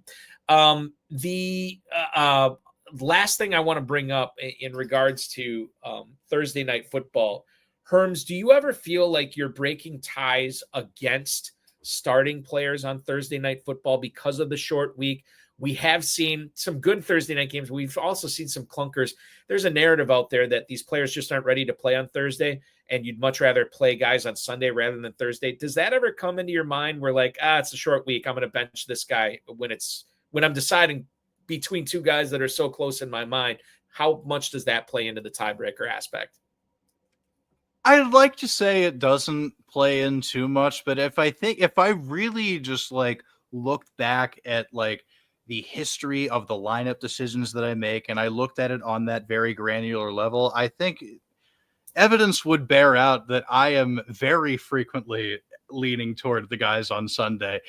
Just because, like, yeah, like the Thursday night football game is a goat rodeo. You have no idea what's going to happen in some of these games unless it's between two teams that are like kind of like equally iffy, and you think it's just going to be a high scoring affair because of like common incompetency on both sides. Like, there's something to that, but like, yeah, if it's just like two pretty good teams, not a ton of electricity, a ton of injuries, the whole thing. Like my whole thing is just like, it's a headache. I want more time to think about this stuff. And I have more time to think if it's on Sunday versus if it's on Thursday. So just buying myself the mental space to actually make decisions is more valuable to me than most anything else. So like, yeah, I think about it a lot. You bought yourself some mental space. Aaron Rodgers bought himself some time to throw one play after he throws a incomplete pass to Connor Hayward in the far left corner of the end zone that just glanced off his hands. Rodgers has all day to throw, finds Jonnu Smith in the end zone for a 10-yard score. The Chris Boswell extra point is good, and the Steelers have taken a 7-0 lead as they take the opening kickoff down. 10:51 to go in the first quarter. They have gone to break on Prime Video. We're going to take a quick break here. We'll be back before they are. When we come back, we're going to talk about plenty of starts or sits that are facing you this week. Let's talk about Kareem Hunt, who's seemingly still staying alive in Kansas City. Let's talk about Matthew Golden. I want to bring up Kyle Pitts, as well as we have a fun Drake May starter sit too. That's going to be a lot of interesting conversation is going to come up both in the chat room and with Herms from FTN Fantasy and of course Fantasy Points at @CH_Herms on the X. I'm Eric Balkman. You're watching FFPC Insider Access on the Better Sports Network. Don't go anywhere. So much more to go for you. Folks, let me talk to you about my favorite weekly platform to play on. We all play Dynasty and we all play Redraft, but we got to find some place to play weekly. And the FFPC Weekly Challenge is my favorite. If you're like me and you're tired of the constraints of salary caps or having to do a draft to make a team, or even having to play against these people that are stacking up the same team, stacking up certain games, and you feel like you have to put in a million entries or have to have those certain stacks to win, then come play over at FFPC. Really, the only main rule that you have to deal with is that you cannot select multiple players from the same team. I'm going out and I'm trying to find the best of the best of the best players and put them into a lineup. And that's what you can do over at my FFPC. You can go out and you can take the number one running back in Bijan Robinson, and you can also have Saquon Barkley. As long as they're not in the same team, you can put them all into a lineup, right? And there's 4 flexes for this, so there's a lot of flexibility. There's 2 different contests, one that has kickers and defenses, one that's just position players. Then you also have a bunch of different price points you can play at, $35, $100, or $200 buy-in, and you're going out and you're just picking the absolute chalk plays, maybe sneaking in a little bit of a sleeper there, somebody that you think can really blow up that week, and that's how it works. It's one of the best contests out there for the sharpest gamers, and when you win on the FFPC, people take notice. That is where the best high-stakes games are. That's where the best experts play, and that's where I play because I want to be an FFPC champion and put that title on me, put the money in my pocket, and put that in my bio. FFPC champion, and the FFPC weekly contest is the best place to play during the season. It is the best place to go to, myffpc.com, your home for the FFPC Weekly Challenge. No draft, no salary cap. Just pick your 10 or 12 players that you want to go with. Watch them ride throughout the weekend. If you want Jordan Mason, you cannot have Justin Jefferson. If you want Kenneth Walker, you can't have Jackson Smith and Jigba. Only one player per NFL team. Went up to $2,500, 10, 30, and 100-team contests over at myffpc.com. Over at FantasyPoints.com and FTNFantasy.com, you're going to find this guy, CH Herms, joining me on the show tonight, co-hosting, watching his Steelers take a 7-0 lead. They have now resumed play. Chase Brown getting the first play from scrimmage, a 2-yard carry up to the 29, under 11 minutes to go in the first quarter. The Steelers lead the Bengals here 7-0. Starter sits are important every single week, but I think as we get deeper into the season, they become more and more important. Herms, I think you'd agree with that as well. And we will kick things off with our starter sit segment tonight with the 2 players I just mentioned in that little quick read, Jordan Mason and Kenneth Walker. Who would you rather play between these two? Kenneth Walker going up against the Houston Texans at home on Monday night. Jordan Mason taking on that Philadelphia Eagles defensive front, at home at least, in Minnesota. Yeah, I mean, it's a tough matchup for the Vikings for sure, but I just have such a hard time with the Seattle backfield. I am somebody who spent a lot of, especially August, really getting behind the whole Ken Walker and the Clint Kubiak offense is going to be great, guys. I think he's going to be super fun. But the fact that they just keep giving it to Zach Charbonnet is, it's so frustrating, man. I can't do it. I just can't do it. It's super annoying. I wrote about it in my most recent weekly usage report for FTN. Breaking down all of that on this show right now would just take way too long, but definitely go check it out if you want. Yeah, dude, Jordan Mason is the man. I think that is probably the direction that I'm going to go. I'll be interested to see who plays quarterback, though. I think that's actually going to influence a little bit, how optimistic I am if it's going to be McCarthy or Wentz, but just in a vacuum, I am far more trustworthy of Mason. So if you are starting Mason, who do you want to play quarterback for Minnesota, Wentz or McCarthy? At this particular point in time, I would rather it just be Wentz, just because, he's probably the healthiest. And also, I love a revenge narrative. There's always something fun about that. I want to see him do his best to go out there and beat his old team. I think it would be both for fantasy purposes and for amusement purposes, the best thing that could possibly happen.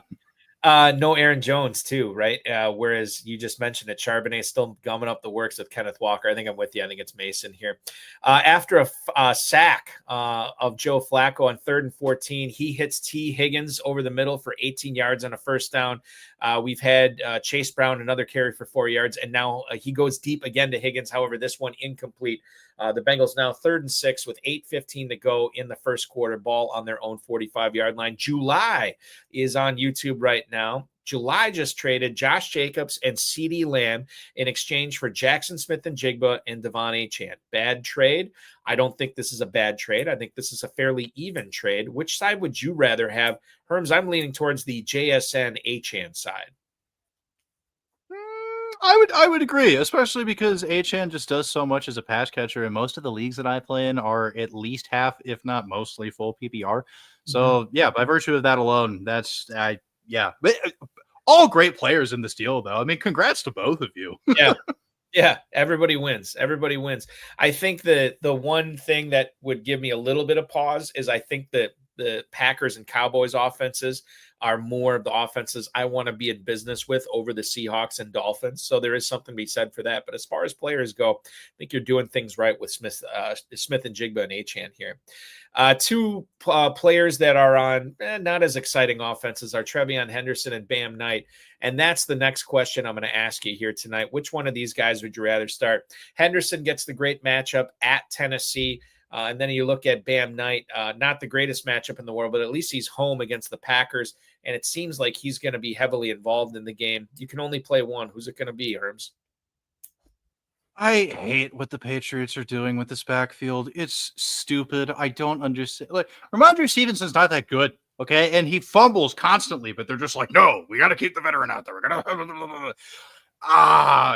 it grinds my gears, dude. It really grinds my gears until we see TreVeyon Henderson actually get a substantive amount of work, get him out there on a larger complement of shares. I'm not going to feel that good about starting him against most running backs for the most, not just this week, but like, again, I got to see that first before I'm answering TreVeyon Henderson. Do you, what's the more frustrating running back? Beg your pardon. What's the most frustrating backfield for fantasy right now? Or which is more frustrating, Seattle or New England? I think Seattle, just because, like, at least Charbonnet is like, he's a pretty good player. Like, if they balance things a little better, like, we could have two pretty fantasy viable options here. Whereas, like, with Henderson, it's just like, bro, like, you used a high draft pick on this guy. Just get him out there on the field. We don't need weird committee nonsense. I think they're frustrating in different ways, but I think Seattle, just because, like, both guys are at least, like, very, very, very talented, and the potential's there. It's right there. And to confirm, you are saying Bam Knight over Henderson this week, right? Yeah. Okay. Here's a one. Hopefully you're not in this situation, but I get it if you are, especially if you're playing with dual flexes. RJ Harvey is at home against the Giants this week, and Kareem Hunt is also at home against the Raiders. If you are deciding between these two, who's the better play in week 7 between Harvey and Hunt? I guess, Kareem Hunt, because he gets the ball. We can count on that a little bit more. RJ Harvey, the usage is very, very inconsistent. I think he's been running more routes lately, which is actually kind of cool. Like Tyler Beatty's kind of faded a little bit. At least we're taking away like one major factor in this backfield, but like it's still so heavily concentrated toward J.K. Dobbins, whereas at least with the Chiefs, like nobody can run the ball. Right. Patrick Mahomes is pacing to lead this team end of year with 629 rushing yards. So like that's insane. He can run the ball. Yeah, but they're feeding him and Pacheco equally. At least they're both like equally bad, but like at least the volume's there. So I'm always going to lean toward opportunity and volume, and technically Kareem Hunt wins. I think it's Hunt too, and that's more of a commentary on Dobbins and the stranglehold he has in that Denver backfield right now. It just seems like every time I watch the Chiefs, and this is the eye test, I don't have any analytics or anything to back it up. It just always seems like Hunt is getting the ball. And he is, for whatever reason, I mean, he's not doing a ton with it, but the volume is there. I want Brashard Smith to get the ball more in Kansas City. It hasn't happened yet. Hopefully it will. But right now Hunt's getting it. The Steelers are getting it too. In fact, they just got the ball back. 3rd and 6, a completed pass to Jamar Chase is not enough. It just goes for 2 yards. Pittsburgh ends up receiving the punt. They get the ball. They start the drive at their own 26, I believe. Yes. Jalen Warren, an 11-yard run, and then another DK Metcalf catch, this time 7 yards, and the Steelers are cooking already near at midfield, 2nd and 3 from their own 44, 6:57 to go in the first, and Warren and Metcalf are looking like they're going to have big nights, Herms. And quite frankly, if the score keeps up, you might have a big night being a Steelers fan as well. Hey, you love to see it, folks. You really do. Aaron Rodgers looking good too, 4-6 for 60 yards and a touchdown. Let's shift over to wide receivers. This is one that, it seems like and like all my fantasy shows, I always bring this up. Well, here's a question you'd never have asked yourself in August or early September, but yet here we are. In week 7, in 2025, are you playing A.J. Brown at Minnesota or Wan'Dale Robinson at the Denver Broncos, Herms? Yeah, as we all drew it up, of course. Yes, this is definitely the debate that we were planning to have at this point. I mean, I'm trusting the process with AJ Brown just because, I mean, I don't know. The offense is weird. I'm not a big fan of Kevin Patullo as offensive coordinator. I think there's just a complete lack of creativity in this Philly offense versus when it was under Kellen Moore, but he gets a ton of looks. And the other thing that I like Wan'Dale Robinson a lot. I think that he's going to have an opportunity to be a really good short area safety valve for Jaxson Dart in this game, because he's probably going to be facing a lot of pressure coming from this defense. They're going to get after him a lot. They're going to exploit his inexperience for sure. But I think Dart's probably going to turn more of those situations into scrambles than he is checkdowns. So I think that makes Wan'Dale just a little bit more risky. So I'm going to go with Brown. We'll get to A.J. Brown in a second. It looks like there was some confusion out there between Aaron Rodgers and Jalen Warren. Jalen Warren thought the flea flicker was on, so he flicked the ball back to Rodgers, who promptly threw it at the feet of Jonnu Smith and then dressed down Jalen Warren after the play. So certainly Warren did not do what Rodgers wanted him to do. And then on 3rd down, it's an incomplete pass down the left sideline to Jonnu Smith. The Steelers have punted. The Bengals are taking it over at their own 17-yard line, 5:58 to go in the first quarter. Speaking of A.J. Brown, Herms, we got a question here from VC Rides. Should VC Rides trade A.J. Brown and Zay Flowers, and in exchange, VC Rides gets back George Pickens and Stephon Diggs? I think there's a lot of warts with all 4 of these players. We know the usage problems that A.J. Brown's been having. We know that Zay Flowers is not fully healthy. We know Lamar Jackson is hurt. We hope he's back after the bye, but we don't know for sure. George Pickens obviously is getting CeeDee Lamb back to play on the opposite side of him. Maybe that's good. Maybe that's bad. And then Stephon Diggs, a guy that, God, he showed out so good against Buffalo, but for the majority of the rest of the season has kind of been a no-show. So I don't really know if I'm leaning one particular way on this. Maybe you could shed some insight. Yeah, I mean, Pickens is still going to have a pretty good role, but it's not going to be nearly what the opportunity has been without CeeDee Lamb. So like that kind of scares me off. And because he is like the big piece on the other half of that deal, I don't know if I can go after that. At least AJ Brown and Zay Flowers, like things are frustrating with them, but we know what their role is. Mhm. Nothing is going to change, at least as far as that like narrow measure of things goes. So that level of consistency makes me feel better about putting them in lineups every week, because at least they'll get this threshold of targets on a consistent basis, run this number of routes, and do all these kinds of things. So I think from like the safety standpoint, quote unquote, I'm going to err more toward Brown and Flowers. Is there a Patriots wide receiver that you'd want to invest in, given what you'd have to give up to get him, or given what you already gave up to get him, between like Diggs? Obviously, Kayshon Boutte had his second turn as being a big waiver wire gem this past week in the FFPC. Is there a player there that you like between those two, or maybe somebody else? I don't know how I feel about Diggs the rest of the way, quite frankly. Now for season long, I think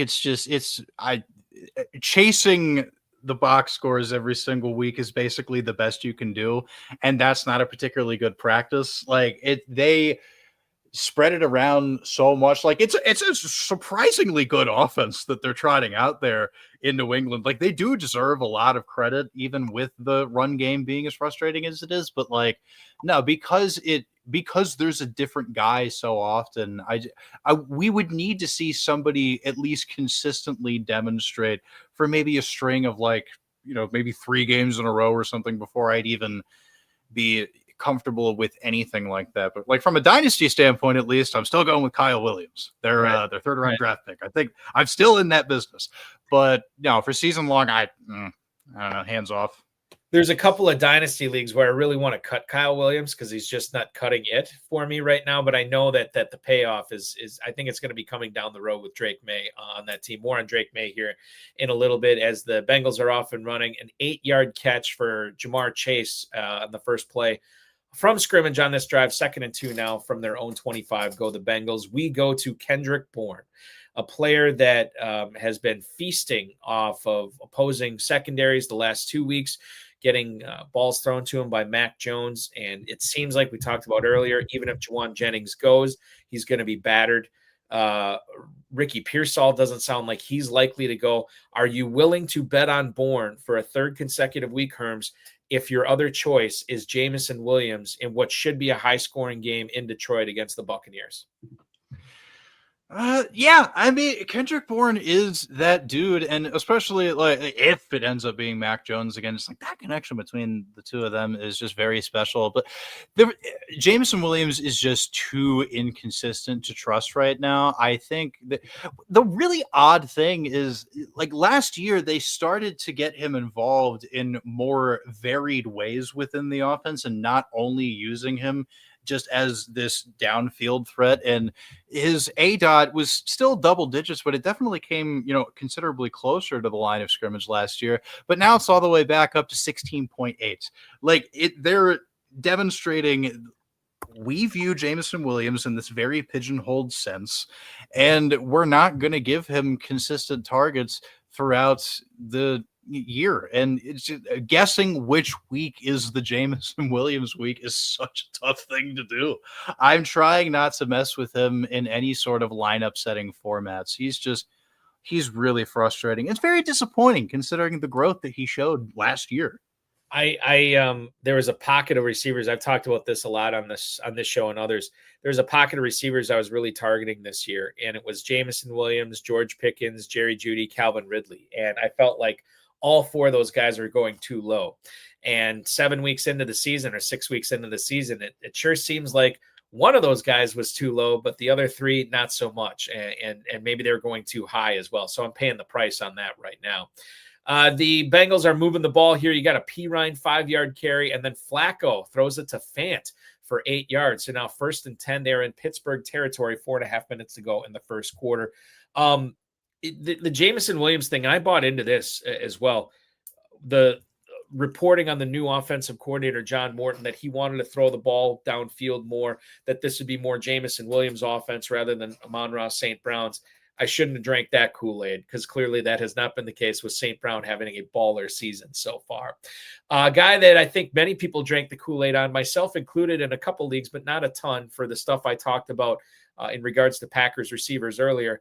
What are you doing this week for the take 3 in the Matthew Golden breakout game against Arizona? Are you playing him or are you playing Sterling Shepard, a guy who might be the number 2, maybe number 1 option in what could be a big-time shootout between the Bucs and Lions?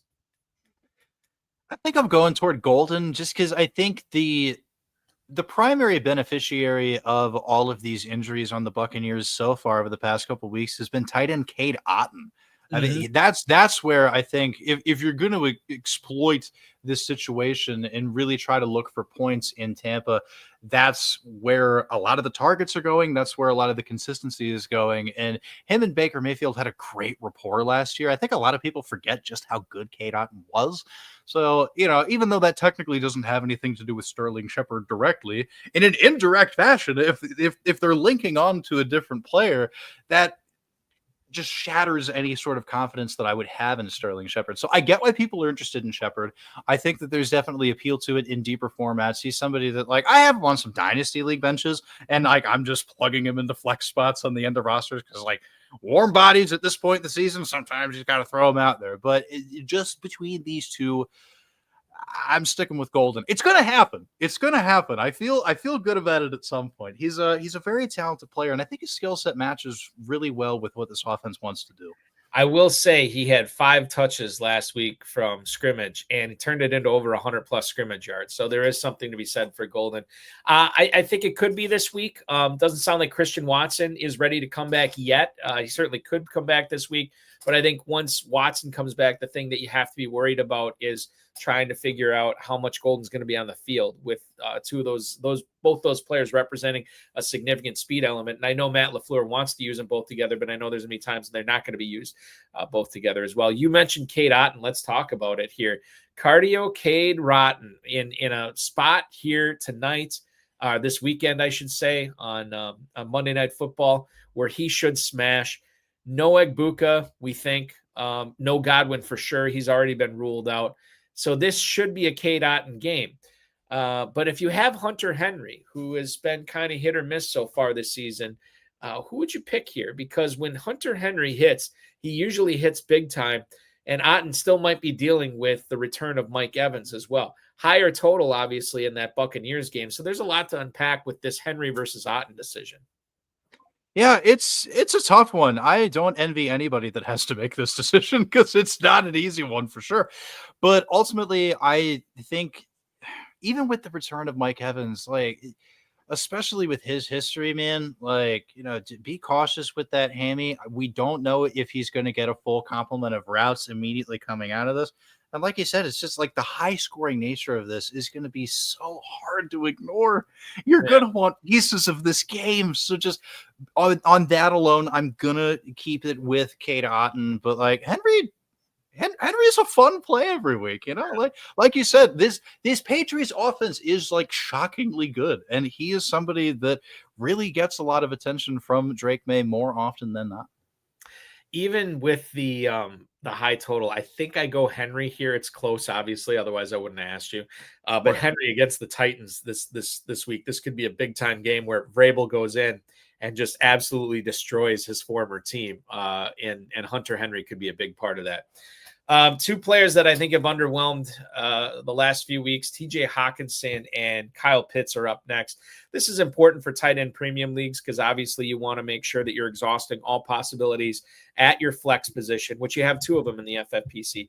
You want to make sure you're exhausting all possibilities and making sure that a tight end is a good or not a good start this week. If you are deciding between Hockenson at home against the Eagles and Kyle Pitts at San Francisco on Sunday night, which way are you leaning here, Herms? The inconsistency of Hockenson is it's too much, man. I can't get behind it. I am not confident starting him really anywhere. Whereas Kyle Pitts, it's a weird offense in Atlanta. I think they're still kind of trying to figure things out a little bit. But one of the things he does have going for him is that he has had at least 5 targets in all but one game this season. And the one game where he didn't, it was 4. So like there's a role. There's something that we can at least feel good about, knowing the ball's going to go his way. They're looking at him. They're specifically going out of their way to target him. I got to chase the comfortable nature of that. I think like Kyle Pitts at this point, he's just like a nice little pair of sweatpants. It's just you slide that on. It's like, oh, this is cozy. I think that's where we're at. And it's going to get cozier with no Fred Warner, too, chasing him and chasing Bijan Robinson down on Sunday night with him out for the year with a significant leg injury. I'm with you. I think it's Pitts. I don't trust Hockenson. I trust him even less if J.J. McCarthy is in that game as well. So I think Hockenson is quickly falling to the irrelevant portion of tight ends. And Kyle Pitts could still be making some waves in a decent matchup this week. A player that was drafted as like a top 6, or by the way, I'm getting back to the game. I don't want to keep you hanging on this. There was fair catch interference called on the Cincinnati Bengals punt. This was after Yoshivas could not come up with a third down catch. The Bengals had to punt it despite a fairly good drive that they had going into Steelers territory. The Steelers have now taken over 1st and 10 from their own 27, still the first quarter. 2:45 to go there. It's wild to think that in the span that the Bengals had the ball to start the second half last week, Herms, and they held it for like 10 or 11 minutes. They've already had 2 possessions in this quarter, and there's still 2 minutes to go, which is really, it's a weekly game, man. It's a weekly thing in the NFL for sure. So getting back to my tight end conundrum here, Evan Engram is a player that was drafted as, hey, maybe he's Sean Payton's joker this year. Maybe he'll be the number 2 option. And I think he is the number 2 option, passing option, at least in that Denver offense. But then you have Theo Johnson, who's really been coming on a team that, especially with Malik Neighbors hurt, I don't know if they have a reliable number 2 option. So you could be looking at the number 2 passing target for both the Broncos and the Giants. I think they play each other this week, if I'm remembering correctly, and I am. They play each other this week. This is the Evan Engram revenge game. How do you feel about Engram or Theo Johnson playing against each other? Which one's the better start in Week 7? Yeah, it's a tough call between the 2 of them, but I think I gotta go toward Theo Johnson because ever since Dart took over, like he has been leaned on, and it's pretty fascinating. Again, shout out FTN's NFL Stats Hub for this little fun fact. Wan'Dale Robinson and Theo Johnson are the only primary pass catchers to have a route participation rate above 60% in these 3 games that Jaxson Dart has been out there. Cam Scadabo's, hovering around there like 64.6%. But yeah, the next closest primary pass catcher in route participation in this span is Jalen Hyatt at 53.1%. So it's very much Wan'Dale and Theo Johnson that are being leaned on for this. And I think, like listeners and viewers are starting to pick up a little theme here. Herms likes to lean on the tight ends that get a little bit more of the volume, more of the involvement. I like that floor. I like establishing that baseline, and I just feel like Theo Johnson has that, and I'm always going to default in that direction. I just feel like it makes sense in a position like you've done fantasy football and covered it and wrote about it, done content with it for years, Herms. You know this. It's one of the most unpredictable positions, not only from a week-to-week standpoint, but from a year-to-year standpoint. Like, you just never know. And I think, honestly, if there's been a metric developed out there that can predict tight end production, I don't know what it is, number one, but if there is one, it might just be volume. Like, get me the guy that is getting the ball, get me the guy that's getting targets, and I'll take my chances after that, because I can't count on, you can't count on big plays. You can't always count on touchdowns, but what you can count on seemingly is volume. And it's why we draft guys like Bowers and McBride and Kittle and all these guys at the top of the draft every single year. So I'm with you. I think it's Theo Johnson. They've come to the end of the first quarter in Cincinnati. Pittsburgh facing a 3rd and 4 from the Bengals 43. Jaylen Warren gets another catch. You had a Kenny Gainwell, a couple of runs in there for 11 yards. So And I think it was a Jonnu Smith catch for 9 yards in there as well. And Roman Wilson making an appearance on a 4-yard catch as well. So good stuff there. 3rd and 4 from the Cincinnati 43 as they move to the second quarter. We move to the quarterback portion of Starter Sit here tonight. And I'm not saying a lot of teams have this, but I do know some of them have it, Herms. This is a really fun quarterback duo to have on your team until you have to make a decision on it. And it's a tough decision this week. Drake May is at Tennessee. Baker Mayfield's at Detroit. Both of these guys should be ballers this week. Which one do you think is going to ball out most?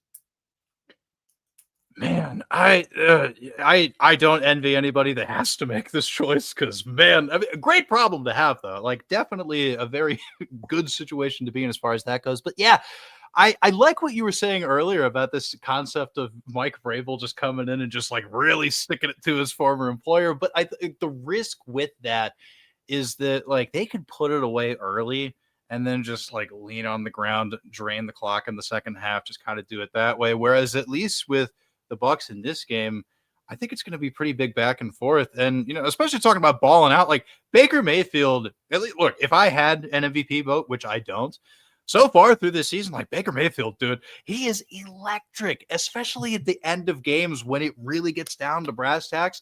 This dude has ice in his veins, man. Like, I swear, Baker Mayfield, it doesn't even matter who's out there. I'm not even worried about the fact that a lot of these receivers are hurt because he's just playing on that different level of just football right now. So by virtue of that alone and the fact that I think it's going to be a more competitive affair between the two, it will force Baker Mayfield to be throwing it a lot more often. So that's what I'm going to do. But again, great problem to have.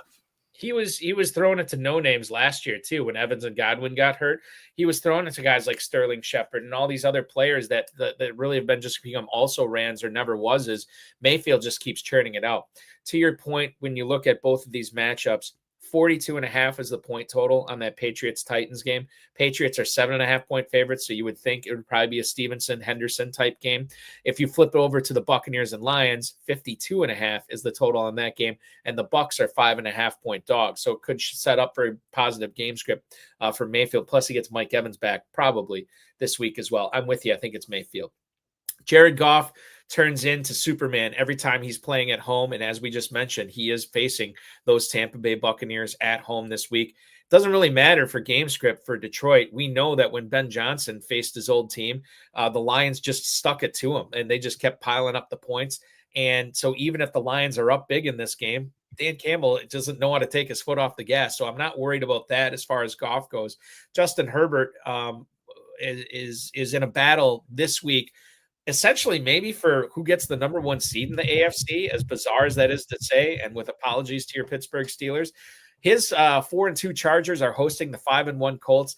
Total on that's pretty high too, 48.5. This is another one I'm torn on. Goff versus Herbert this week, man. That's another very tough call, but I really just want as many pieces of this Lions game as possible. I just like the possibility for it is just immense for everybody involved. And then I will say, this is not a good reason, but I'm going to say it anyway because it's what I believe. These all gold Chargers uniforms are just giving horrendous vibes. It is a terrible look.